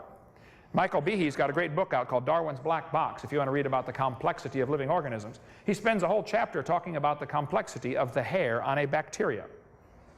The whole chapter about one hair on a bacteria attached to a little motor that's a rotary engine. That little motor is incredible. It turns 100,000 RPM, forward or backward, and it's just like, as the things get smaller, the fluid they move through feels thicker to them, so bacteria swimming through water is like a person swimming through peanut butter, and this bacteria goes 60 miles an hour. That little motor is so tiny, if you took a hair off your head and cut it off, you could put 8 million of those motors on the stump of that hair. And it turns 100,000 RPM. Had to be designed, folks. Now, if you want to believe it happened by chance, you go and believe that, but that's not logical and it's not science. Now, this textbook says the complex structure of the human eye may be the product of millions of years of evolution. Well, again, they're welcome to believe that, but the eyeball is incredibly complicated. Darwin knew the eyeball was complex and said it gave him a headache. Darwin said, to suppose that the eye could have been formed by natural selection seems, I freely confess, absurd. By the way, how can blind chance make a seeing eye? On the back of your eyeball, you have about 1 square inch called the retina.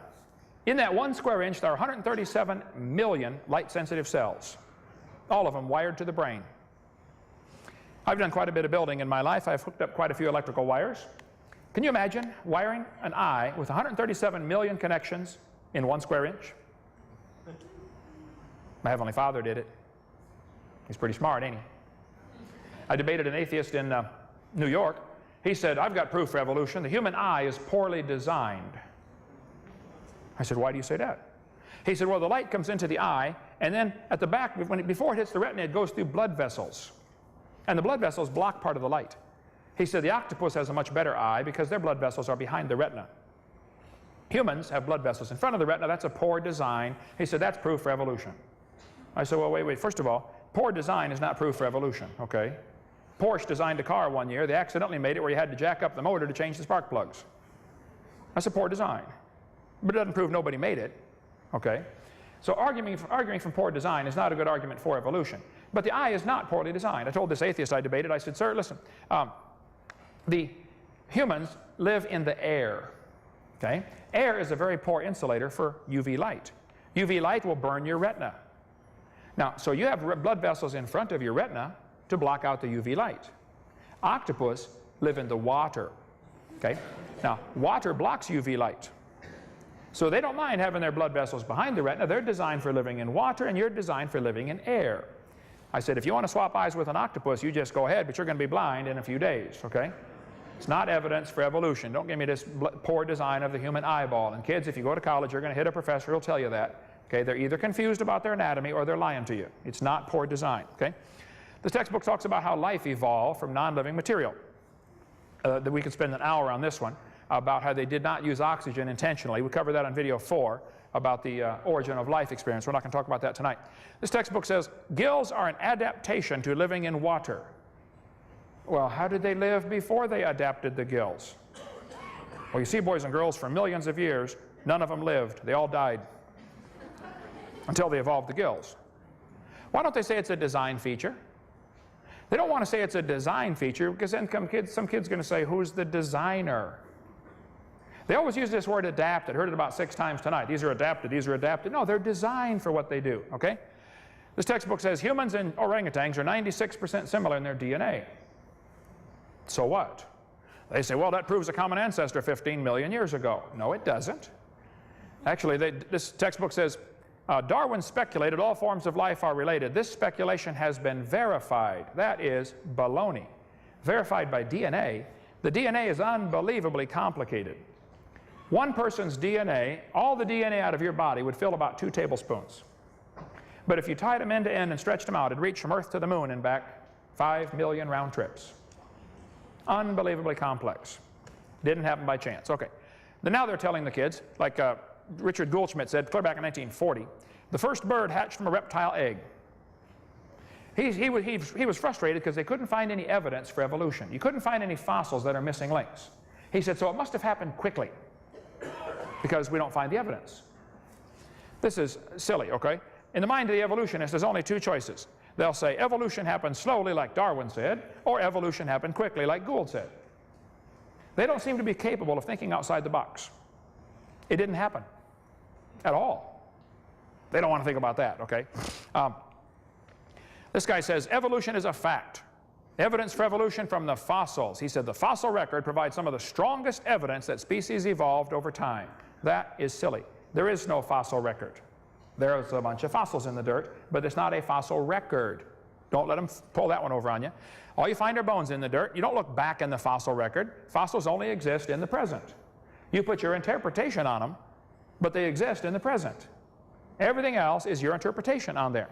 See, the creationists and the evolutionists are both seeing the same evidence, coming to different conclusions. I look at fossils and see evidence of rapid burial and a flood. The evolutionists look at fossils and look for evidence for how they change from one thing to another. We don't see anything changing today like that. Why would you think it was different long ago and far away? They say birds are descendants of dinosaurs. Well, you're welcome to believe that, but there are a few differences between a dinosaur and a bird, okay? You don't just put a few feathers on them and say, come on, give it a try, man, it won't hurt too bad. It's just not quite that simple, okay? Textbook will say Archaeopteryx is evidence for evolution. Archaeopteryx is a bird, okay? Alan Fiducia, University Chapel Hill, North Carolina, one of the world's experts on, he believes in evolution. But he says, paleontologists have tried to turn Archaeopteryx to an earthbound feathered dinosaur, but it's not, it's a bird, a perching bird. And no amount of paleo babble is going to change that.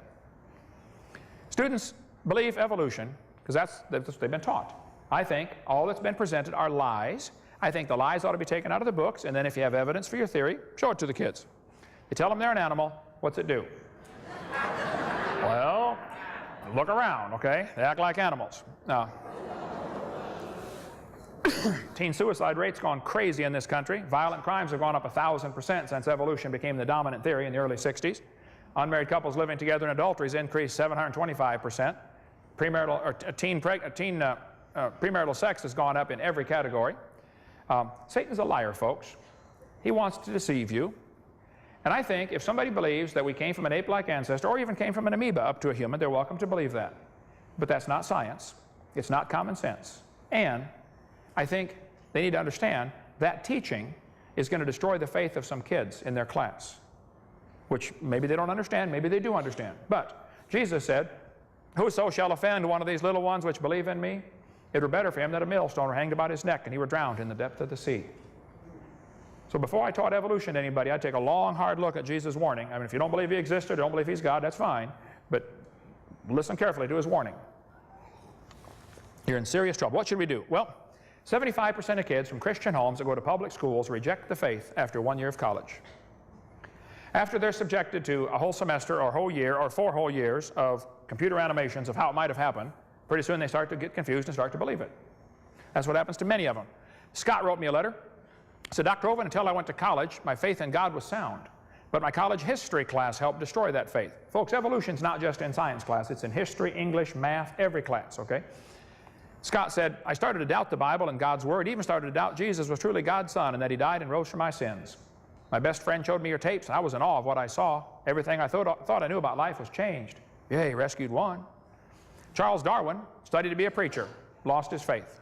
Farrell Till, former Church of Christ missionary, now the editor of an atheist magazine. I debated him, debate number 7 on the table. Michael Shermer, editor of Skeptics magazine here in California. I debated him. I don't know when that was. Claimed he was a Christian as a kid. Tom Hanks, stars in movies with little or no morals, claimed he was a Christian and loved the Lord when he was 16. Gary Parker, now he's back to a creationist. Michael Ruse, the main spokesman at the Arkansas trial, was raised in a Christian home, spoke out against creation. John Templeton, who used to work with Billy Graham, accepted evolution and wrote a book, Farewell to God. Frank Zindler studied to be a Lutheran priest. He's the president of the Ohio Atheist Association. I debated him. And we're going to get Matt Rainbow off the list here by the end of the night because getting him back to be a creationist. All right.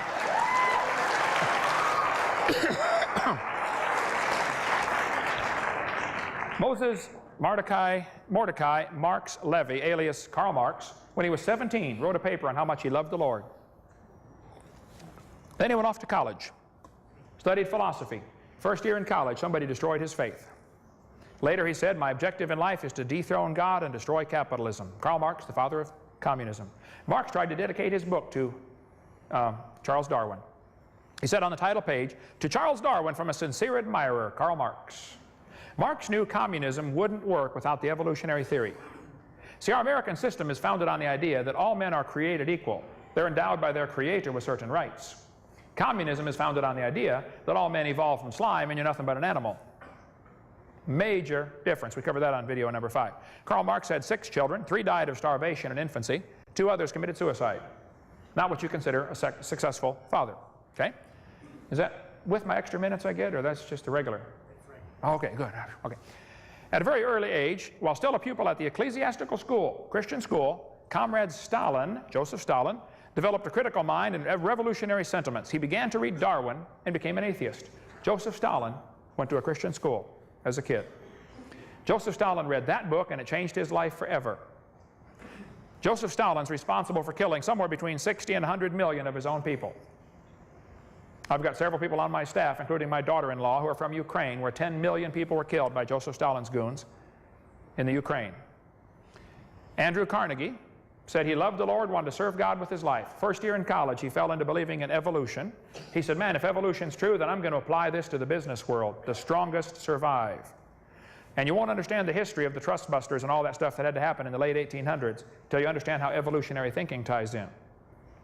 Carnegie left money behind to start an organization, which is still running, up in Berkeley, California, called the National Center for Science Education.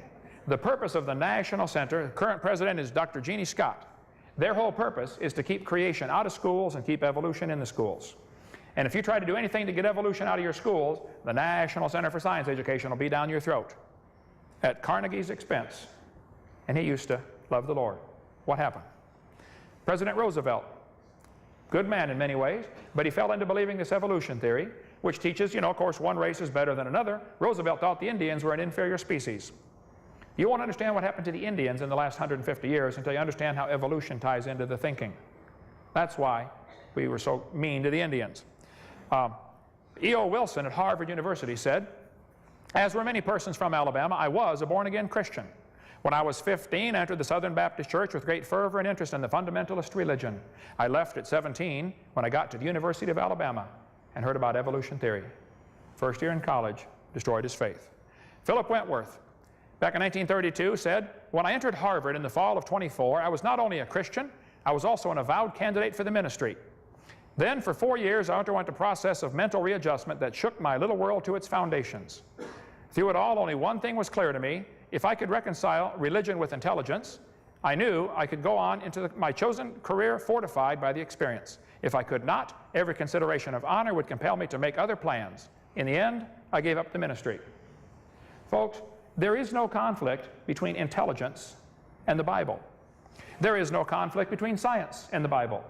There is a great conflict between evolution and the Bible. And there's a great conflict between evolution and science. But they want you to think evolution and science go together. No, beer is sold at football games quite a lot. Beer has nothing to do with football. And beer does not become athletic by association with football. Okay? The fact that evolution is currently in our science textbooks does not make it part of science. I'm sorry that it's there. I'm working to get rid of it. But in the meantime, don't fall for this idea that, well, it's in the books, it must be part of science. No, it's not. Okay? I think if you love your kids, you ought to get them out. I don't think it's possible to fix the problem on the short term. That's why about 12% of Americans now go to private school or Christian school. And the number's growing all the time. I don't think it's possible. I think you ought to get them out if you can, okay? The Bible says, cease, my son, to hear instruction that causeth thee to err from the words of knowledge. But some of you people are more worried about Johnny going off to college, getting a certified degree so that he can make more money. The fact that 3 out of 4 are going to lose their faith doesn't bother you, just so he makes a lot of money in life. Better think long and hard about that one. This is how the atheists rate the different states on how well they treat evolution. They think the folks in California are doing a wonderful job of teaching evolution to their kids. They think the folks in Florida are doing a lousy job. Yay, Florida. Okay. If you can't get them out, make sure your kids know the truth. Don't send them off unarmed. My video series is there to provide information. It's not copyrighted. Copy it all you want. Give it to your friends. If you don't like my jokes, edit them out, okay? Bible says you shall know the truth, and the truth shall make you free. I think it's wonderful. You don't need to lay your brains at the door when you come study the Bible or study science or study creation. Everything I observe in nature says, wow, there must be an awesome designer. Not only did God design this world, He wants to have a personal relationship with His creation. It's wonderful. I know I'm going to heaven when I die. It's not because I'm good. Are you kidding? If I get what I deserve, I'm in serious trouble. I've been forgiven. That is awesome. And I certainly don't feel intellectually inferior for believing in creation. Quite the opposite. I look at the evidence and say, wow, this matches, it all matches. It's perfect. Florida has laws requiring textbooks to be accurate. So does Texas. So does Wisconsin. So does Alabama. So does California. The textbooks ought to be accurate. I'm not trying to get evolution out of your schools. But all the evidence that's used to support the theory is wrong and ought to be taken out. Take the lies out of the books. Don't try to get evolution out of schools. Get the lies out of the textbooks. You can demand they cut out the pages. I mentioned in a debate one time, I said, these following pages ought to be cut out of this book because they're not true. The professor said, what are you going to replace it with? I said, what? He said, you want to cut these pages out of the book. What are you going to replace this with? I said, are you telling me if we take a lie out of the book, we can't take a lie out of the book until I get a replacement? How about shorten the book by 20 pages? The kids won't care. What the professor was trying to avoid saying was, we don't have any real evidence for our theory except things that have been proven wrong, and if you take this out of the book, I'm stuck with nothing to prove my theory. Well, that's your fault. Don't blame me. You chose the dumb theory, not me. Get some evidence, okay? Glue the pages together, put a warning sticker in the front cover. You got to get students my little brainwashed book. Our printing cost is $1 a piece. Buy 1,000 of them, give them to every kid in the county. Teachers will have a hard time teaching evolution for the next 10 years if you give those things out. Get your kid exempt from class. Say, teacher, I don't want my kid taught evolution. There's legal ways to make sure that they can't teach them evolution, okay?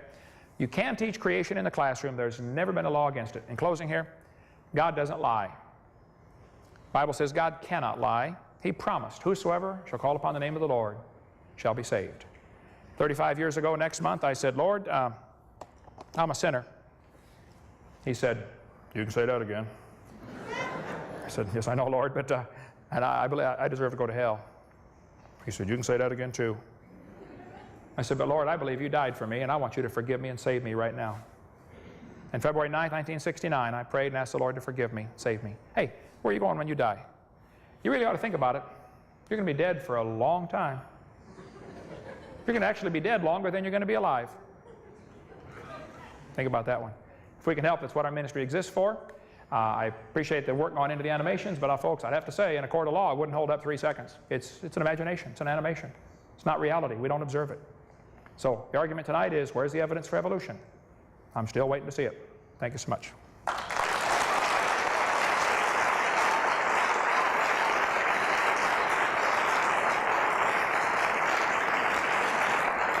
We will now enter the rebuttal period. I believe Dr. Rainbow used 53 minutes, which is the first, so use your first rebuttal period. A little bit more, but we'll extend grace on that. So you have now 10 minutes of rebuttal. Okay, some things Dr. Rainbow said tonight that I think I should not leave hanging. He said half the population of the U.S. population rejects evolution. I think the implication is because they reject it because they don't understand it. I think quite the opposite is true. I think they do understand it and reject it. How many of you think you do understand what the evolution is trying to teach and you still reject it? Now, the choice is for the evolutionists to look at these hands and say, well, you people are stupid. or to look at it and say, maybe there's a reason they're not getting it. And the evolutionist typically thinks, if I had, 75 hours to show you all this stuff, I could make you believe in it. Well, that is, again, implying you're dumb, I'm smart. You just don't know everything I know, or else you'd believe like I believe. I think the opposite is true. I think there are thousands of scientists who have studied this very carefully and thoroughly rejected the concept. It doesn't work. It doesn't happen. So I would certainly agree that over half the population doesn't believe in it, but I disagree that that means they're dumb. Actually, I think it means they're smart enough to realize that they didn't get brainwashed with all this teaching. He said evolution is the central unifying principle of biology. This has been the mantra for the last 20 years. The evolutionists keep saying, oh, you have to teach evolution. This is the central unifying theme. Well, just because they say that doesn't mean it is. I could say creation is the central unifying theme of the world. And they would say, I disagree. Okay. Well, just saying something doesn't make it true. And you hear this over and over, and I see this in the court cases as I read about what happened in textbooks. They say evolution is the central theme. Evolution has nothing to do with biology. You could learn all the muscles, all the bones, all the nerves, all the fibers of the body, and never study evolution. You can teach the kids, okay kids, flexors, extenders, biceps, triceps, deltoid, rectus femoris, and all these muscles of the body. You don't have to learn about. If the kid says, well, how'd they get there? Well, we don't know. We're learning the anatomy. Here's how it works. Evolution is unnecessary. It's a useless theory, and I think it's counterproductive. I think it's a waste of classroom time. And I think it shows up on the test scores. Now, as American kids test lower and lower and lower in their general knowledge of science because they waste so much time teaching that dumb theory. That's my totally unbiased opinion. Okay? He said tonight that evolution glorifies God. Okay? I will stand by my guns. It is not the God of the Bible. I debated Hugh Ross for 3 hours on the John Ankerberg show, and he was saying how that, God needed millions of years to make this happen, and how the Neanderthals were, soulless humans and all this stuff. I said, I am very concerned that when you and I say the word God, we're talking about two different things. I think you have a different God than I do, okay? I think Osama bin Laden believes in God, but he has a different God than I do, okay? Very different God than I do. So I don't think God used evolution. There's no evidence for it anyway. Why blame that on him, okay? He says atoms are self-assembled by a process we don't understand. Well, again, you're welcome to believe that, but that's, again, not science. I think the fact that atoms can self-assemble is evidence of design. The idea that in the beginning, God created the heaven and the earth and God plus dirt equals humans, that's not a problem for me to believe. But time plus dirt equals humans is a real problem for me to believe. This computer right here is nothing but natural components. There's nothing supernatural about a computer. There's not a little man running around in there changing the numbers on the screen, okay? It can be understood by purely natural processes. However, it didn't assemble itself. It can't assemble itself. You couldn't even get a nut and a bolt to evolve by chance that would fit together, let alone a 747. You couldn't get one nut on one bolt by blind chance. So if they want to believe all this happened, that's fine. But the atoms self-assemble because they're designed to do that. Okay? And as far as the assembly process, that's something I'd love to hear an evolution explain. How did we get from asexual reproduction to sexual reproduction? Which evolved first, the male or the female? So you got a real problem here. For as soon as you start going from asexual to sexual reproduction, you got to find two of the opposite sex in the same place at the same time. It's a big world, they're talking billions of years. They got to find each other and be interested. Now you really got a problem, okay? So, lastly, not almost lastly here, 3 minutes, did you say? Okay. He said, I mentioned that, okay, lobe-fin fish, he gave the picture of how it changed, and you can do a computer animation, and National Geographic does this all the time on TV. They show the computer animations of them changing, morphing from one to another. That's not science. That's imagination. I don't know how they don't see that, but that's all it is imagination. He said the only difference between you and a fish is the arrangement of molecules. Folks, there's a tremendous difference between you and a fish. Animals have a consciousness of themselves. They're alive. Humans have a consciousness of God.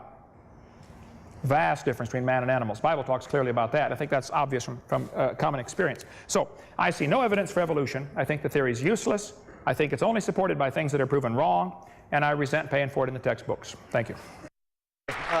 Dr. Rainbow, you have, we'll give you 10, even though you used part of it. What I would like to do, what I was asked to do, is to talk about evidence for evolution.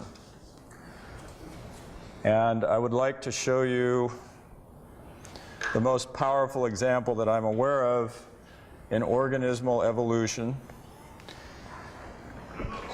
the story of how birds evolved from what are called theropod dinosaurs. Now, let's see, let me forward up here to, okay, birds. Birds are exceedingly specialized with a vast array of very high-tech adaptations for flight. They've always been the quintessential example used by creationists of organisms that are far too complex and wonderful to have ever evolved spontaneously. They have weight-saving toothless beaks, astonishingly light hollow bones, stump-like tailbones, collar bones that act like flexing springs during flight, deep-keeled breastbones to anchor the powerful flight muscles, and special feet with reversed toes that allow them to perch. Most amazing of all, their arms and hands are highly modified to create wings, which act as perfect airfoils. Through the agency of feathers, special integumentary structures, which have historically been perhaps the single most difficult to explain structure in all of organismal biology. So feathers, I think I'll defer talking about them for the moment. This is the theory that you've all heard about, that birds evolved from dinosaurs. There you see a dinosaur that's called Bambiraptor, and as you can see, it has feathers on it, but the feathers were not used to fly. The feathers were believed to have kept it warm, probably, since down feathers are the most insulating substance known to man. This picture shows some of the transitional forms from a National Geographic article. Sinosauropteryx in the back here. Caudipteryx, some of the dromaeosaurs like Velociraptor, and then on to birds such as Archaeopteryx. Archaeopteryx was a bird, there's no question about it, everybody agrees with that. And then on to modern birds. Now, this is a pretty picture. Anybody can paint pretty pictures. But what's the actual evidence for this? Well, I've tried to assemble a sequence. We think that juvenile T-Rexes may have actually had feathers, for example, to keep them warm. Here are some actual fossils, and I think what I'll do is just show this sequence. I don't know if you're trying to film this or not, but if you are, it would be a good time to turn the lights out and catch this, because it's the star of the show now. So here is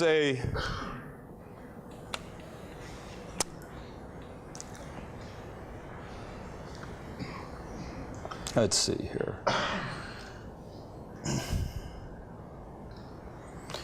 Okay, I'm going to show you a transitional sequence of organisms. And I'm going to show them to you first with no labels on them, just so you can get a feel for how the transitions are relatively smoothly occurring. Then we'll see the labels, and then I'm going to show you how the characteristics or the traits of birds accumulated in evolution step by step. So first of all, I decided to just start with a lobe-finned fish because I talked about that. We jump up to, let's see, I need to get this on the whole screen.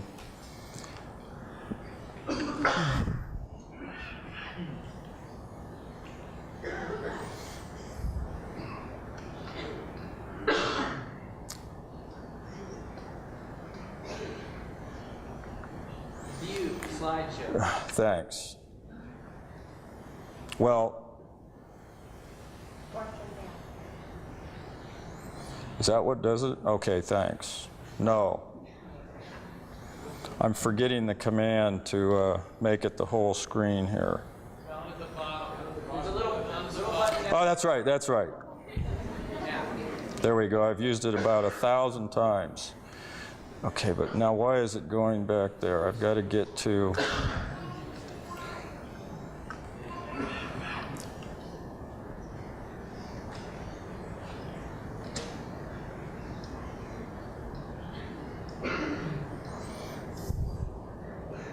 Okay, there it is.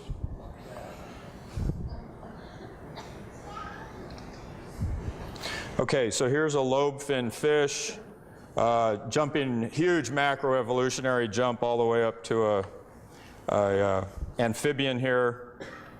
That would take a huge amount of explaining. And just look with your eyes at the sequence and how they're changing step by step in what seems to me a pretty smooth transition into organisms that look more and more like birds. There's finally a modern bird, and there's an eagle. Okay, now let's name these. A lobe-finned fish. You can see the dates there. A primitive amphibian like Ichthyostega. Again, that was macroevolution right there. Then we finally get to a primitive reptile called a cotylosaur, the first reptiles, an early archosaur, Proterosuchus, onto a thecodont called Euparkeria, and then a clearly bipedal organism, an early dinosaur, a theropod dinosaur, another theropod dinosaur, one that is known to have feather-like structures on its body, a tetaneuron dinosaur like Allosaurus, which was a huge tetaneuron, a maniraptoran dinosaur like Velociraptor. These are believed to be the closest relatives to birds. An avian dinosaur, the most primitive known bird, Archaeopteryx. Another avian dinosaur called Confuciusornis. An advanced avian dinosaur, a nearly modern enantiornithine bird, or what's called an opposite bird.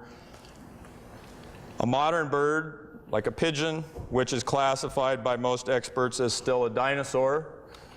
And another modern bird, like an eagle.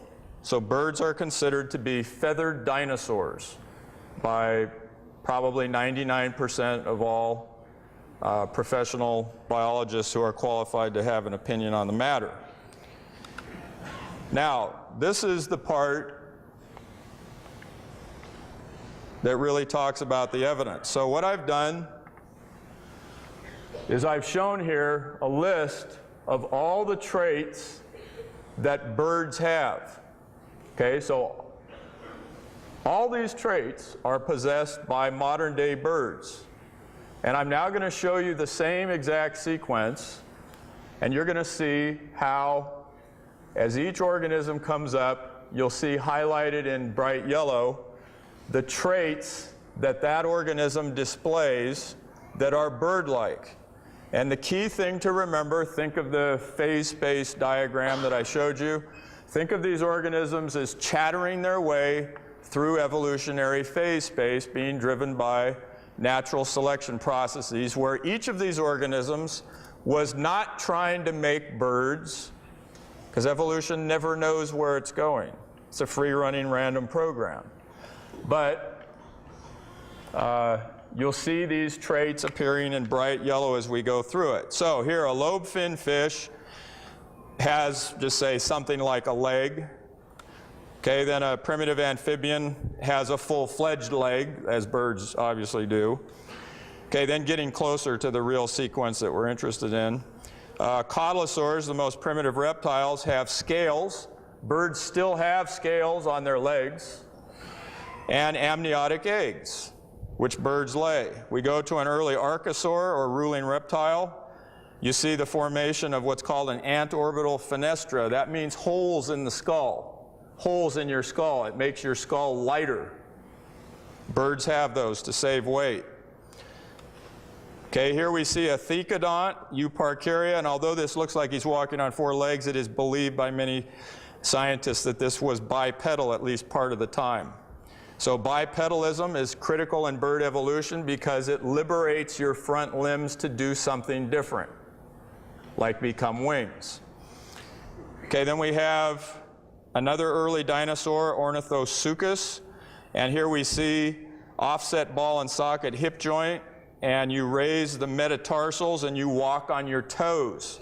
Birds walk literally on their toes. Okay, a theropod dinosaur like Coleophysis. This had hollow bones, as birds do. A pelvis anchors on more vertebrae, as in birds. It has a tremendously shortened thigh bone right here. A reduced fibula, elevate first toe off the ground.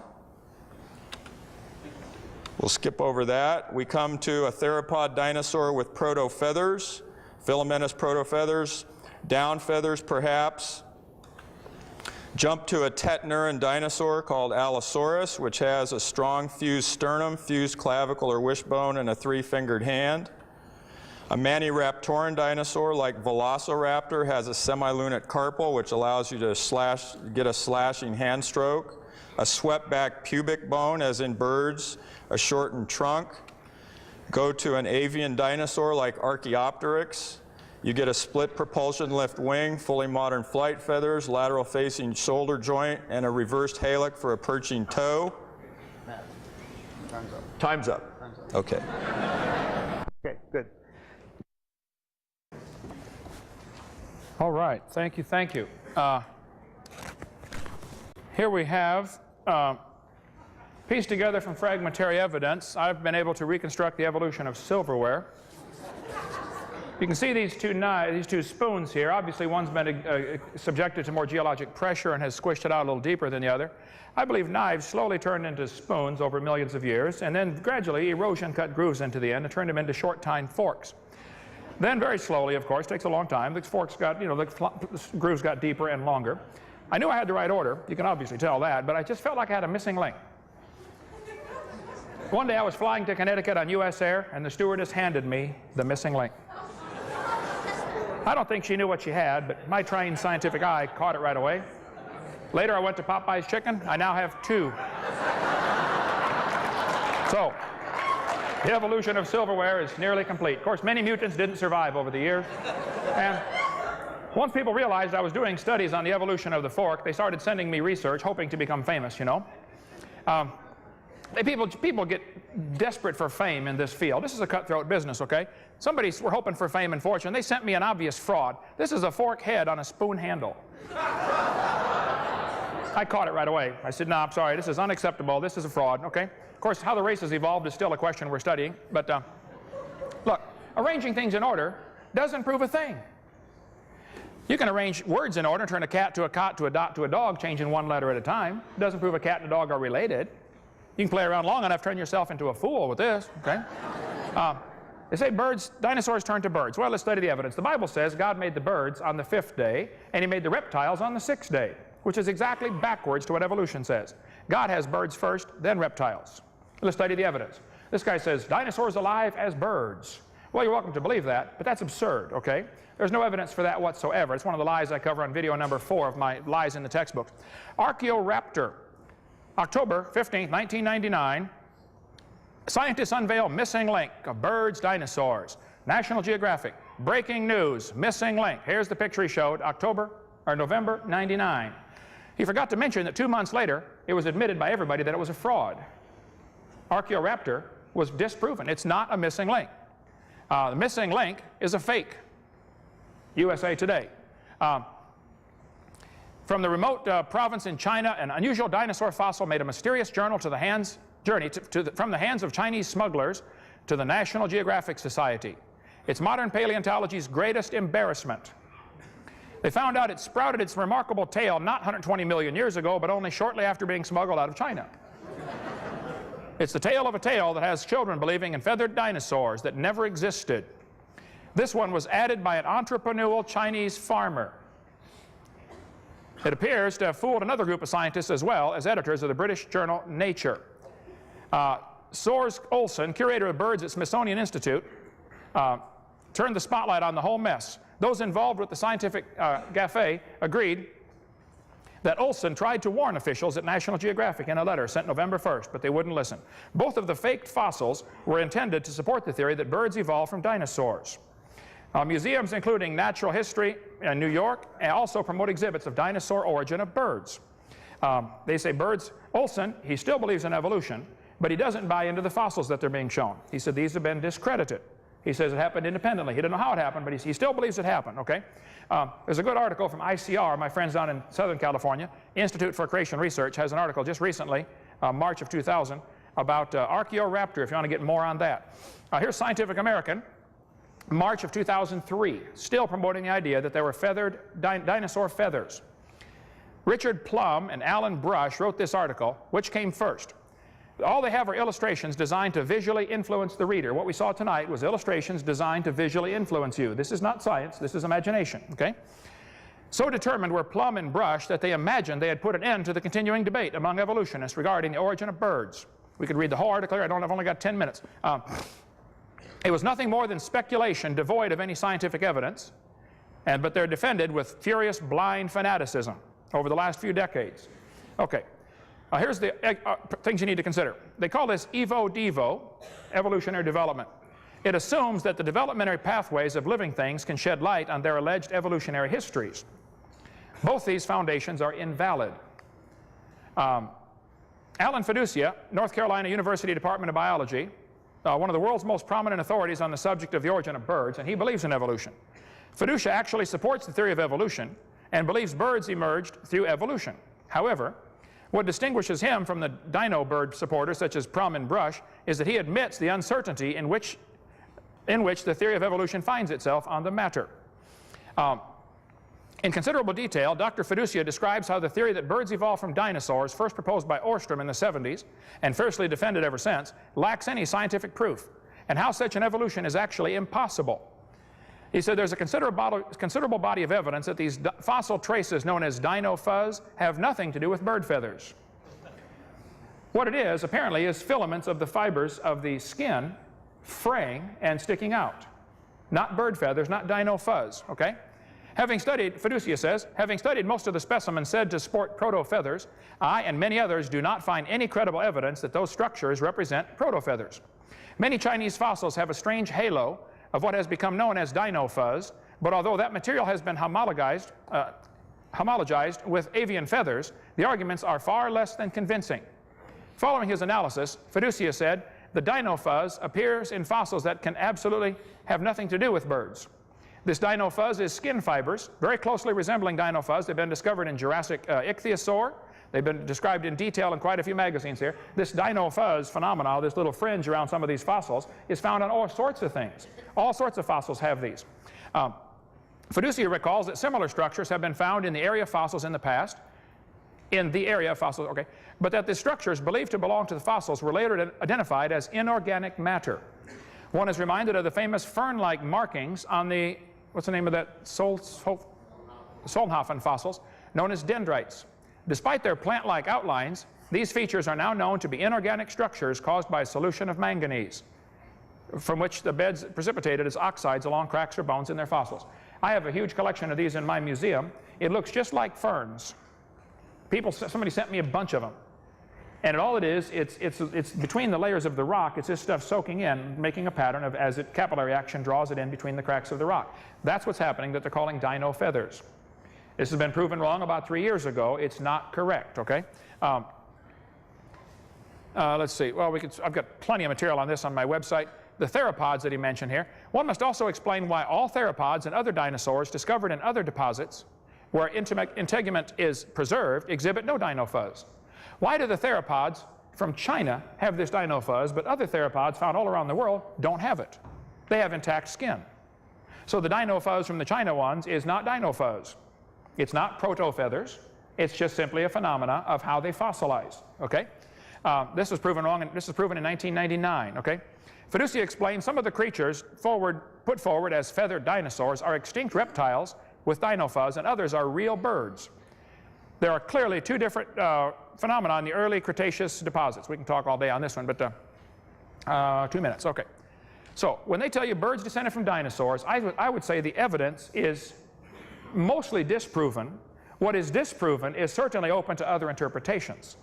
So kids, before you buy into this idea that dinosaurs turned to birds, I think you ought to really consider this from all perspectives, and don't get swallowed up by this stuff. Scientists are always telling me, they'll say, well, the latest research says. I say, wait, I don't want to hear about your latest research.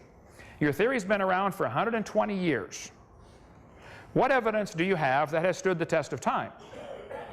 They're always relying on the latest research. Well, it hasn't stood the test of time yet because it's always proven wrong later, okay? It's not dino fuzz. Somewhere along the line, that bird's going to have half wing, half feather.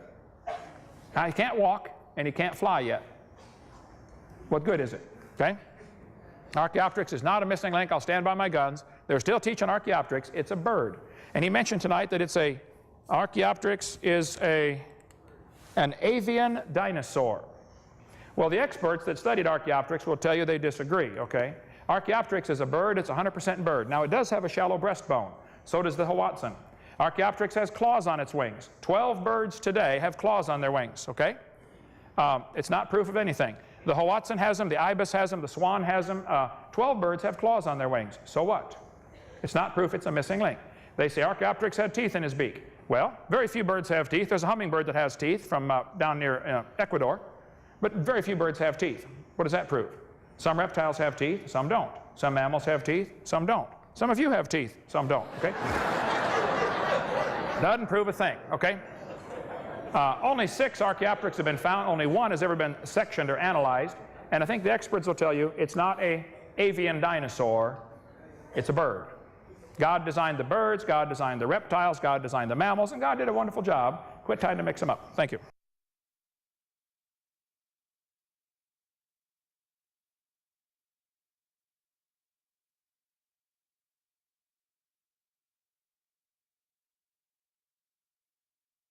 Okay, it's not 400 billion. Million. You said million. Well, we believe, mainline evolutionists believe that the Earth is about 4.6 billion years old. But if you're interested in how the epistemology or how we think we know what we know on that, it's primarily through radioactive dating. And how long am I supposed to take on each reply? Just quick, but okay. Let me just cut to the chase here about radioactive dating. Radioactive dating is a technique which is fraught with peril. It's difficult to do. It's full of many assumptions. There have been a huge number of mistakes made with it.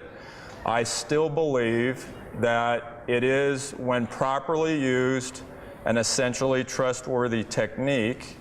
And here's the key thing about radioactive dating in creation evolution debates.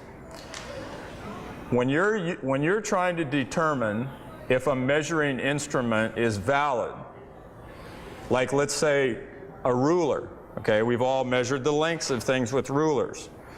Okay, now has anybody here, like me, I'm embarrassed to admit this, once I measured something with a ruler, and here I have a PhD in science, and I was measuring something with a ruler, and to my horror, I discovered that I was mismeasuring it. I didn't have it on the 0 mark, and I actually made a mistake, okay? Here's someone with a PhD misuses a ruler. And I'm sure that many people here, children, drunkards, many people throughout history have failed to use a ruler properly.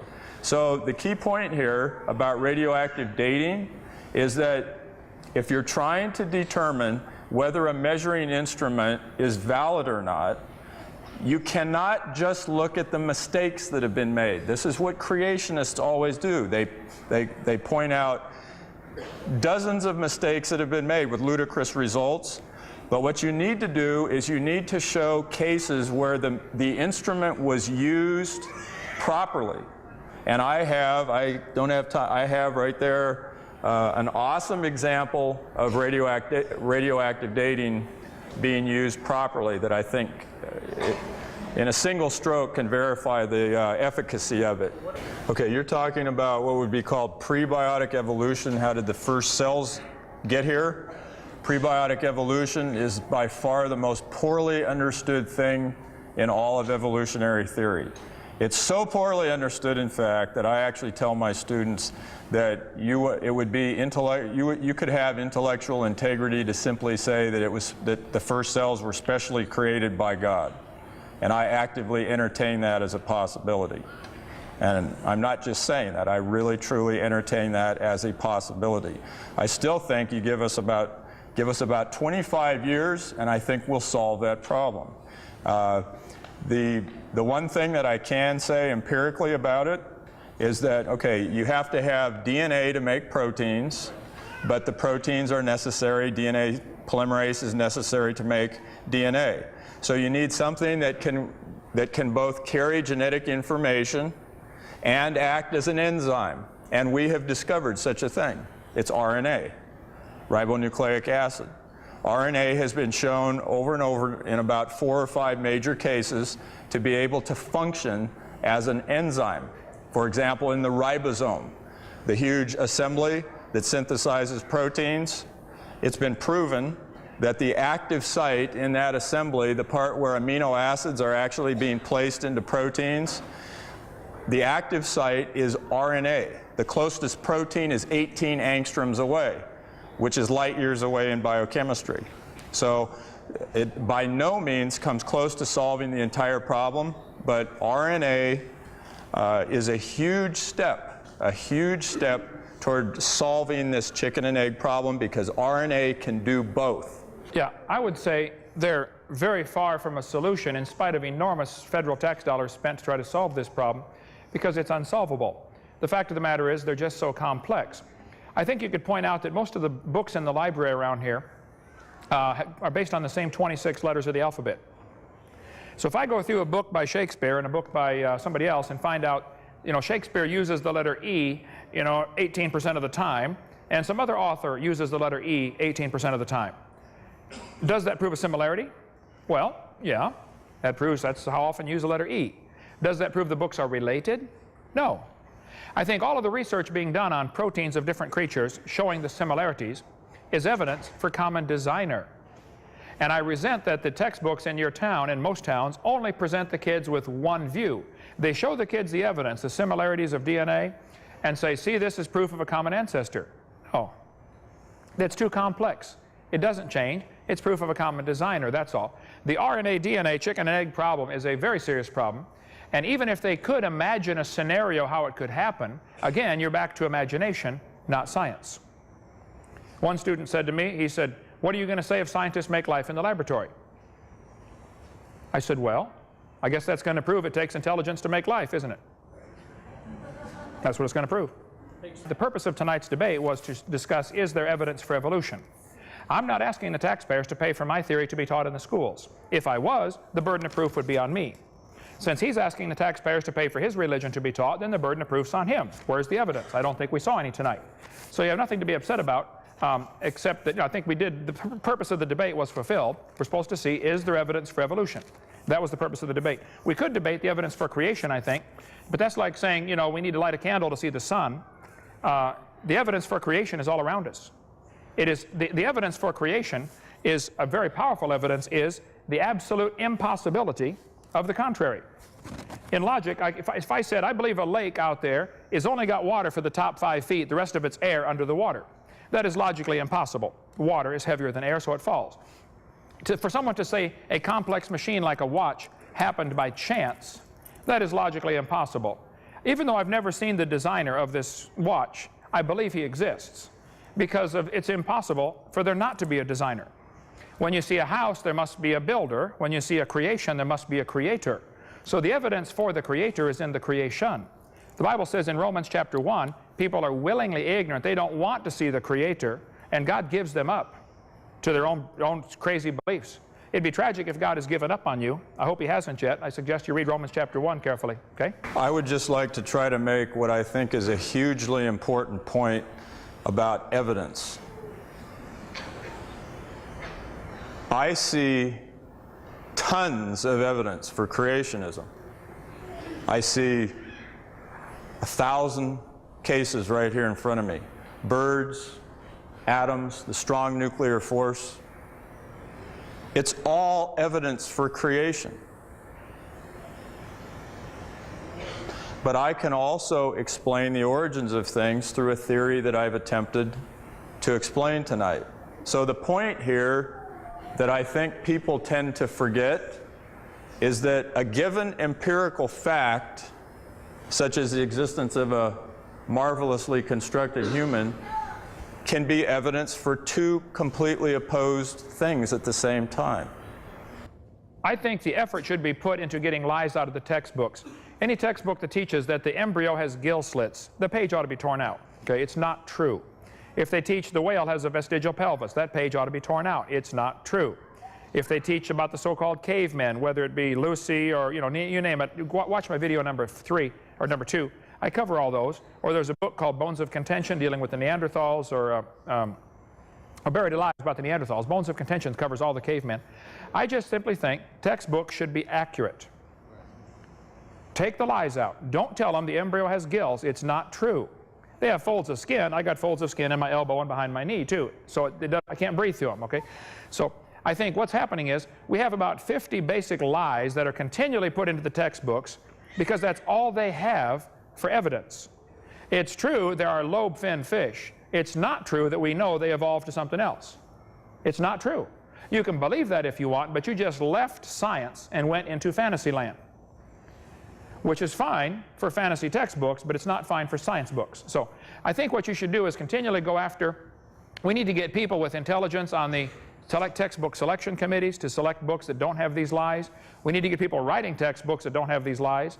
We need to get people demanding, we need to get some lawyers that love God to sue the schools for allowing lies into the textbooks. California law is very clear. You have to have accurate, up-to-date textbooks. You don't have them in California. Fix it.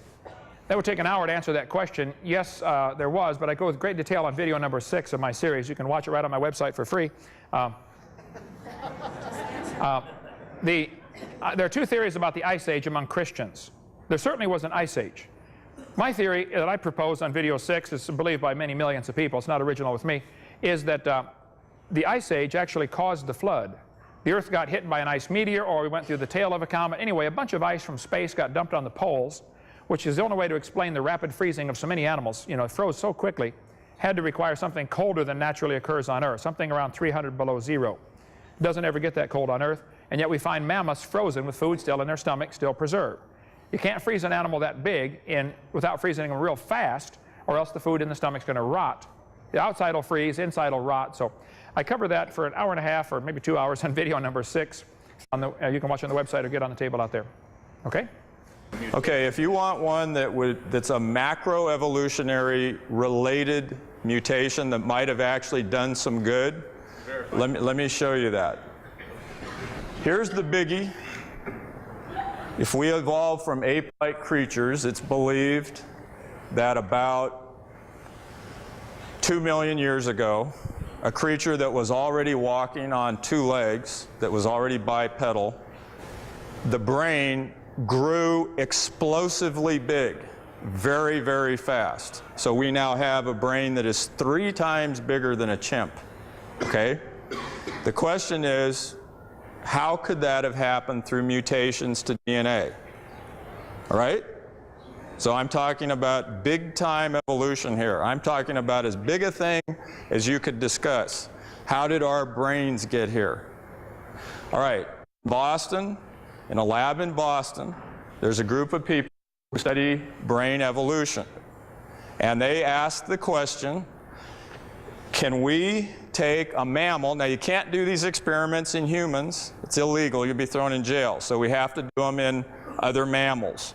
And the easiest ones to do them are in mammals like mice.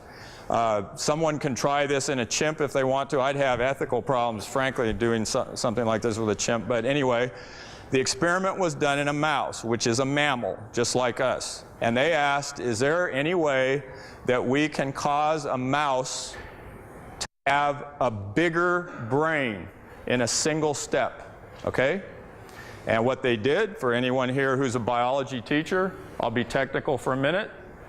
What they did is they took the beta-catenin gene, which codes for a protein that is known to help cells keep re-entering into the cell division cycle, causing things to get bigger. And they they had reasons to believe that if they could upregulate the beta-cat gene in the central nervous system, that it might make a bigger brain. So they cloned the beta-cat gene. They inactivated the amino terminus of it so that it would not be degraded, it would stick around longer in the cells. They cloned in front of it an enhancer from the intron 2 of another gene that they knew was expressed in the central nervous system. They put it into a mouse embryo. They grew up the mouse, okay?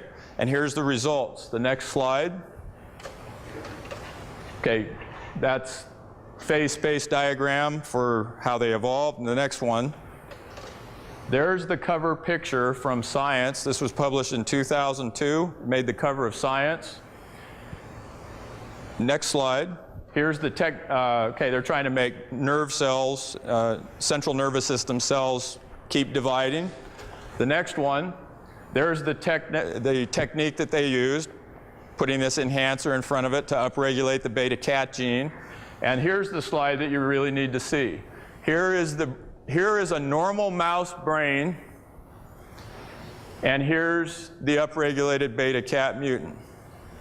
Okay, this brain was almost twice the mass of a normal mouse brain. Almost twice. And notice something else. Notice that there are no convolutions in a mouse's brain like ours, the sulci and so forth.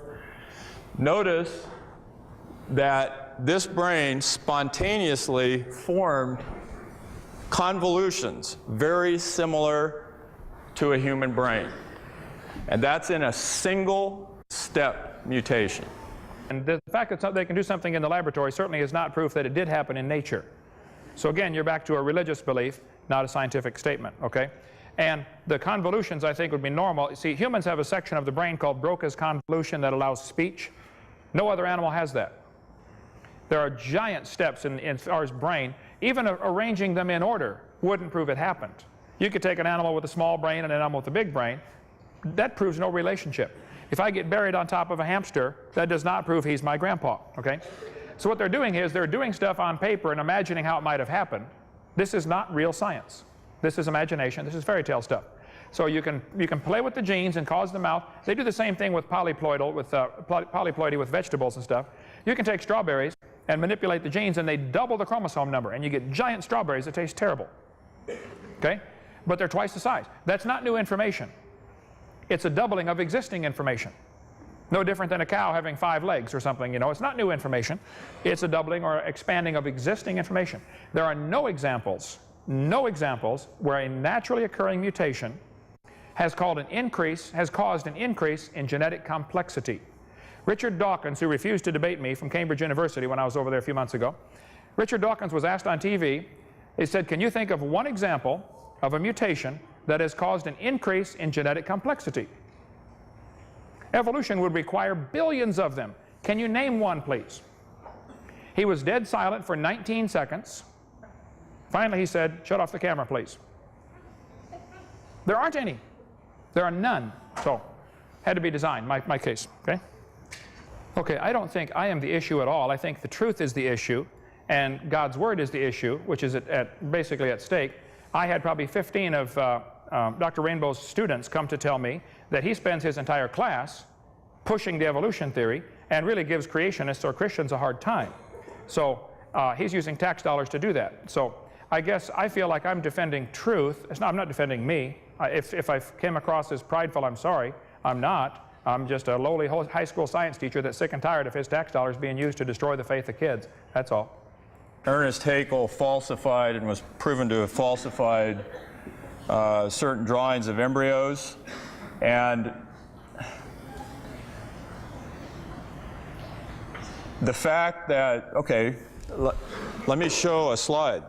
At the top, that's what the phylotypic stage of vertebrate embryos actually look like, and Dr. Hovind showed an excellent slide of it with actual photographs.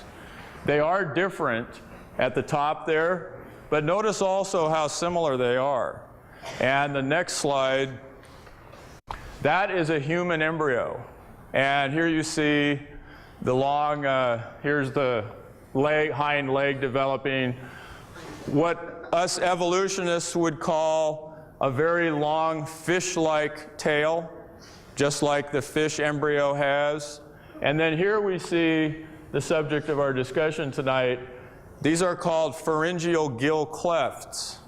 And these form in a fish, just like this, and they also form in a human. So the take-home message from the theory of evolution is that evolutionary theory predicts very powerfully that organisms would have to some degree, recapitulate in their embryology what happened in evolution.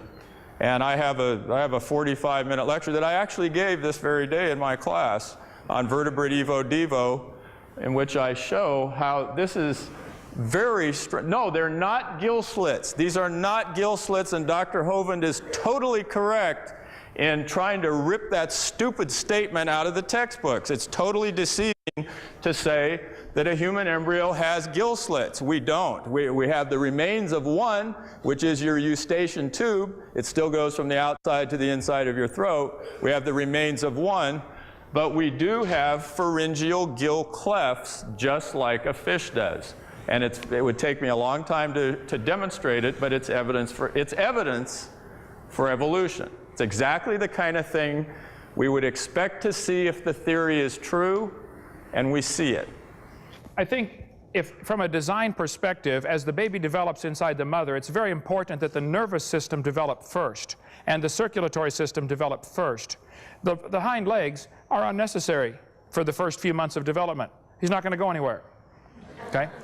So if you'll notice, where the hind legs are going to be growing, this is not a tail.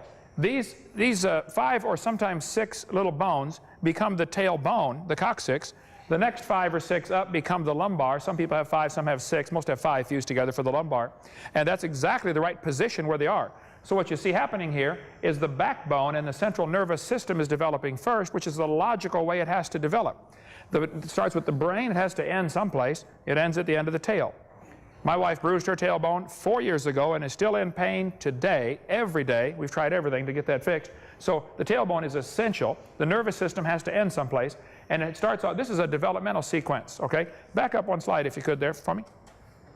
Notice this is a drawing. This is not a picture. This is a drawing, okay? These drawings are fake. If you turn my projectors on here, I again stand by the actual photographs. These are the drawings Haeckel made. These are the photographs. He's still trying to teach this is evidence.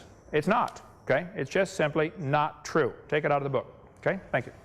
Do I see myself as a sinner before holy God, and what do I think will happen if I die?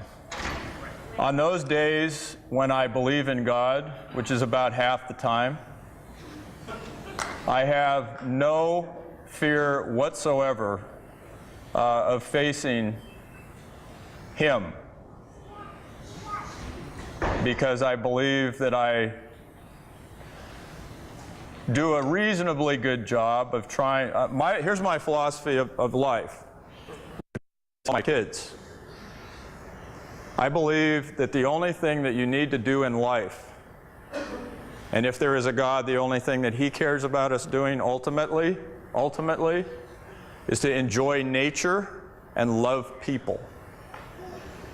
I tell my kids, enjoy nature and love people.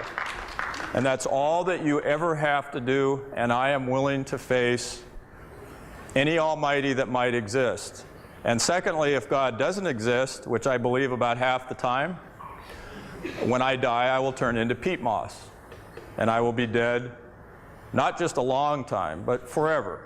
My response to that question would be, yes, I certainly do think I'm a wicked sinner before a holy, righteous God, but I've been forgiven based on the blood of Jesus Christ, not based on my good works. If you'd uncover the projector just for a minute, here's what Thomas Huxley said. I'm sorry, Julian Huxley. That one's out of focus. Can you, that one there? He said, Julian Huxley is the grandson of Thomas Huxley, who really promoted Darwin. Huxley said, I suppose the reason we leapt at the origin of species was the idea of God interfered with our sexual mores. Well, there's an honest comment, okay? Michael Ruse, former Christian, said evolution is promoted by its practitioners as more than mere science. Evolution is an ideology, a secular religion. a full-fledged alternative to Christianity with meaning and morality.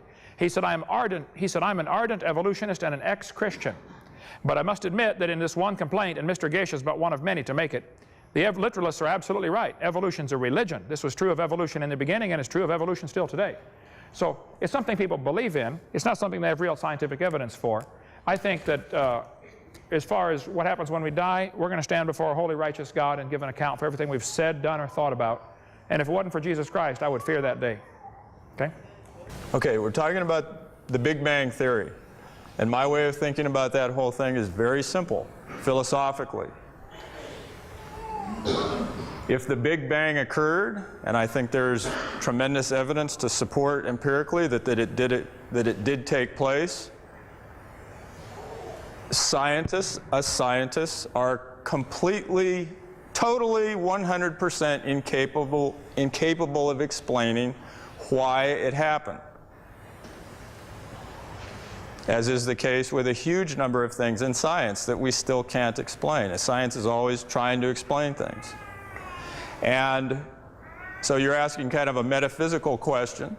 And Where did that come from? yeah, well, half the time I'd say God. And the other time I'd say we don't know. You know, I tell people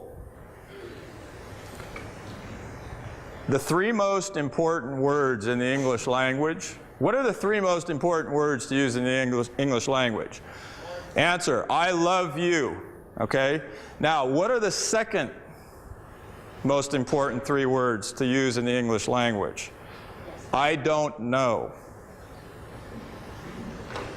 That's my philosophy of life. And metaphysically, the Big Bang physicists and the theologians are in metaphysically exactly the same boat, because they both have to explain either how something was always here, either a universe or a God, or they have to explain how something came into being ex nihilo, out of nothing. Both philosophies share exactly the same problem. I can show you what the textbooks teach. This is Discover magazine last year. Where did everything come from? He says here, the universe burst into something from absolutely nothing, zero, nada. As it became bigger, it became filled with even more stuff that came from absolutely nowhere. How is that possible? Ask Alan Guth. His theory explains everything. Well, Alan Guth said in Scientific American, he said, the observable universe could have evolved from an infinitesimal region. That's a dot. He said it's then tempting to go one step further and speculate that the entire universe evolved from literally nothing. That's what they teach. Now, I tell them, you're welcome to believe that. I don't care what you believe, but that's not science, and it shouldn't be taught in the textbooks at taxpayer expense. Okay? I would agree with that. Yeah, that's got nothing to do with science, and that goes in metaphysical. But several questions weren't answered earlier, and I do appreciate Dr. Rainbow coming tonight. I've been turned down over 3,000 times for debates. Professors simply won't debate it. They want to stand in front of their class where they have an obvious academic and psychological advantage over their students. But it's very rare to find one willing to defend his position in front of somebody over which he doesn't have his thumb on. He has no control over me whatsoever. He's not going to give me a grade. I'm not the least bit afraid of him.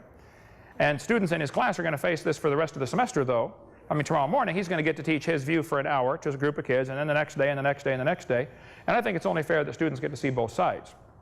And I'll be willing to come speak at your college class anytime. If I'm out in the area, give me a call, or come share the creation view. Thank you so much. It's a great question, and here's the answer. I want you to all think about what you would have to do to see macroevolution taking place today. Us evolutionists are completely confident. We're 100% sure, as sure as he is that Christ died for his sins. We're sure that evolution is taking place constantly all over the earth. Why don't we see it? Think about this. If you wanted to observe macroevolution, if you wanted to see a pretty big change taking place from one species to another, where on earth would you go to have the highest probability of seeing it? And the answer is a rainforest. You saw the picture of the Costa Rican rainforest with me in there? you'd want to go to a rainforest. And the reason why is because tropical rainforests contain arthropods, insects. Okay, there's millions of them. There may be, it's not impossible, there may be 30 million species of insects on this planet. Most of them haven't been discovered yet, okay? And we know that insects are a veritable playground for evolution. They seem to evolve very rapidly, okay? So if ever you had a chance to see macroevolution, it would be in a rainforest. You got all these insects, insects evolve rapidly, that's the place to go. You with me? Okay, now, so there I was in a Costa Rican rainforest, and looking for macroevolution, quote unquote, and sure enough, I didn't find it. Why? Well, you remember the pictures of the butterflies? There you saw some pictures of butterflies. If I go down there and I discover a brand new butterfly, totally radically new butterfly that no one's ever seen before, okay? What do I do? What do I do epistemologically? Is that a brand new butterfly that just evolved yesterday? It may be. I'm totally confident that new butterflies are evolving all the time down there. How do I know? There may be 1 million species of butterflies on this planet that just haven't been discovered. And then the second thing is to document that it was evolution. What else do you have? What do you really have to see? Think of my central mechanism of evolution thing. Mutation in the germline cells of a parent, right, leads to altered embryological development, which shows up in the offspring, right? So what would you have to do to verify that it's a newly evolved butterfly? You have to have faith. No. The parent and the offspring. No, that's not the right answer. What would you have to do? It's an empirical scientific question. You'd have to find the parents. You have to find the parents and show that the parents look different from the offspring. Well, what are your chances of finding the parents of a butterfly in a Costa Rican rainforest? See, so we're in a situation similar to, 100 years ago, you look at the moon, okay? The moon looks spherical. The moon probably has a backside. You could come up to somebody and say, do you think the moon has a backside? Well, yeah, I think so. We'll prove it. See? You know darn well it has a backside, but you're totally incapable of proving it. We know darn well that macroevolution is taking place on other grounds that I don't have time to talk about, but we are in fact completely incapable of proving it for the reasons that I've just given you. Okay? Okay, and I think that demonstrates clearly what I've been saying all night. It's a religion. It's not a faith. I mean, it's not a science, okay? It's easy to think the moon has a backside because of the impossibility of the contrary, okay? All round objects that we see have backsides to them. Now, the idea that there's not a creator is clearly impossible. Things are just too complex. There had to have been a creator.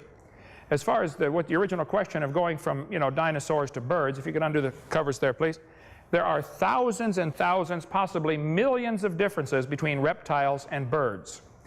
And he's glossing over these gross differences. The lung structure, you mentioned about the bone structure. Bones are hollow on birds and solid on reptiles.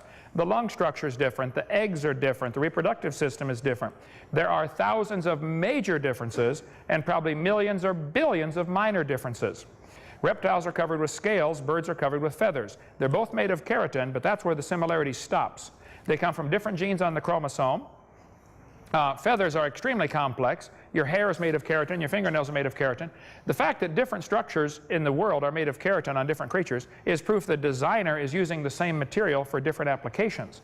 Just like battleships and forks and tin cans are all made out of iron, that doesn't prove a relationship. It proves iron's a good metal to make a lot of different things out of, and keratin's a good protein to make a lot of things out of. It's not at all evidence of relationship. It's evidence of design.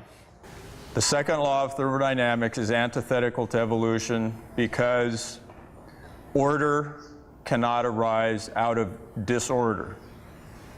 Is that how you've heard it formulated? Yes. Okay. Is Terry here tonight? My colleague Terry made 3 video clips for me. Would you agree with that statement that order cannot arise from disorder? Because that's how I very often hear it stated. Yes, I would agree with that. Okay, well, watch this. Now, you're sure, order cannot arise from disorder.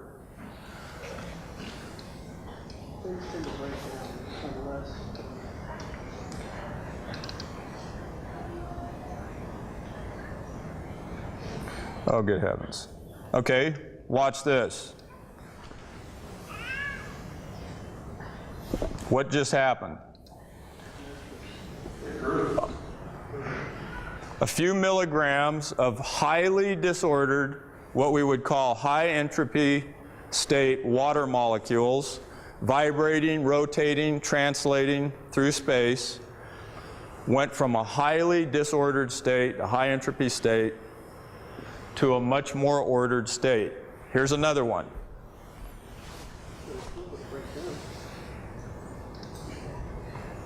Here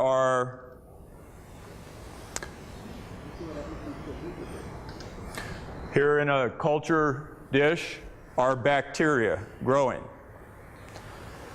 Untold trillions of highly disordered glucose molecules and lipids and so forth in a chaotic state are turning into a highly ordered state.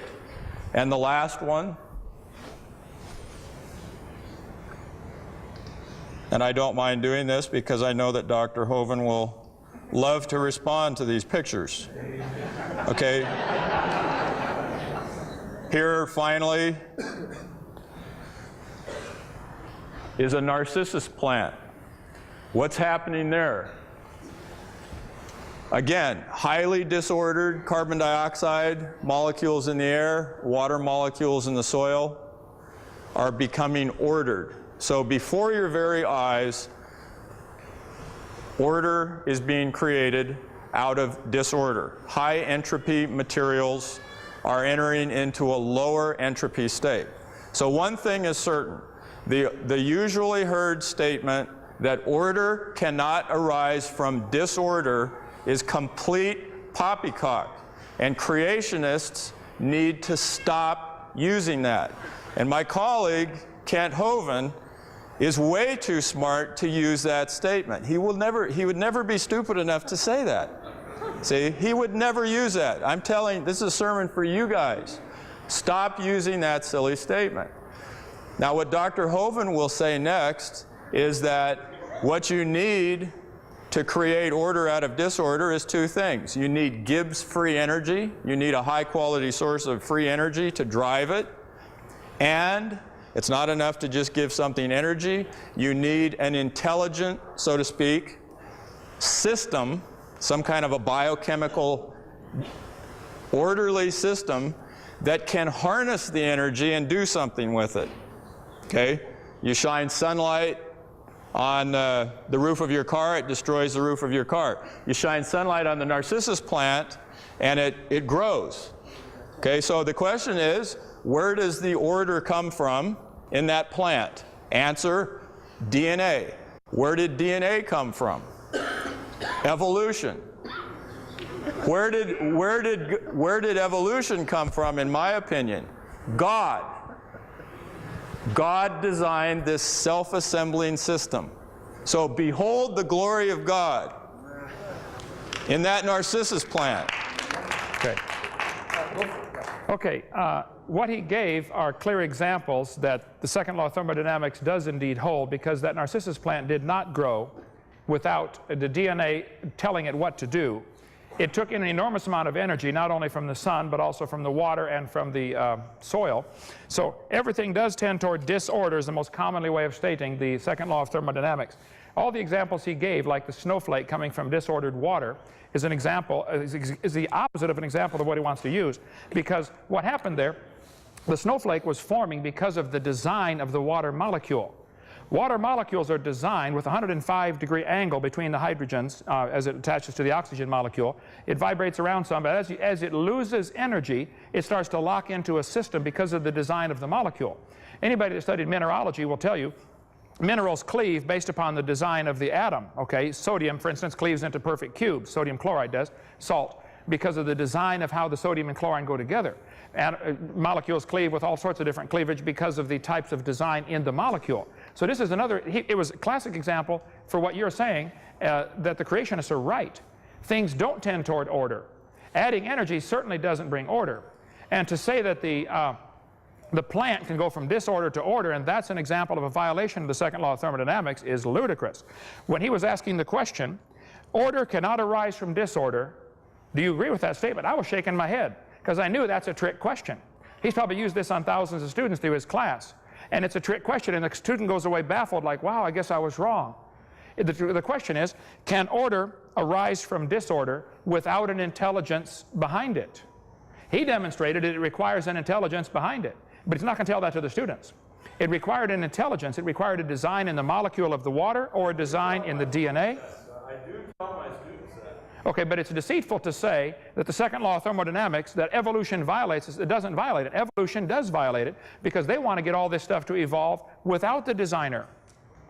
That's what it boils down to. Now, adding energy does not help, okay? The universe is a closed system by definition, and adding energy is purely destructive unless there's a mechanism to use the energy. I point out the Japanese added energy to Pearl Harbor. They didn't organize a thing. We added energy to Hiroshima and Nagasaki. Didn't organize anything over there either. So the second law of thermodynamics, evolution does violate the known second law of thermodynamics, and I think it's deceitful to say that it doesn't with the examples that he gave, because that's a clear example for creation, not for evolution. Tell us, please, what is your okay, I teach general biology at Antelope Valley College, all right? It's a public school, right, supported by taxpayer funds. Correct. And I'm asking, this is not a rhetorical question now. I'm truly asking you because I'm interested in your answer. What do you think I should do, given the fact that I can't stand up and sing the doxology, okay, even though a lot of my students are Christians, right? What do you think I should teach scientifically about how living things got here? Okay. You mentioned fossils are rare. That is not correct. Fossils are abundant. There are trillions of fossils. Transitional fossils are rare. I think they're totally non-existent. There are many major evolutionists like Stephen Gould and Niles Eldredge who would disagree with you. They would say there are no transitional forms. That proves evolution happened quickly. So the problem is not that fossils are rare. The problem is that fossils that support your theory are rare. Okay? Then you also mentioned give us time. Okay? It's been 140 years. What you're saying is we don't have the evidence yet. I think most people would agree with that. There isn't the evidence. There are giant gaps in the record. So until you get the proof, stop teaching it like science. It's not science. Now, you should tell. Now, I'm answering your question. Okay, you're telling me what I shouldn't teach. I'll tell you what you should. What I should teach. You should teach the kids we observe animals producing the same kind of animals. We don't know how they got to this planet. But I'm telling you, the textbooks at Antelope Valley College do not teach evolution as a theory. They teach evolution as a fact. They do, that's true. And it shouldn't be done that way. Stop doing that. So teach kids, dogs produce dogs. Teach the kids, if you teach biology, teach all the muscles, the bones, the nerves, that we're amazingly designed. Stop telling them this is adapted to their environment. Start telling them it's probably designed for their environment.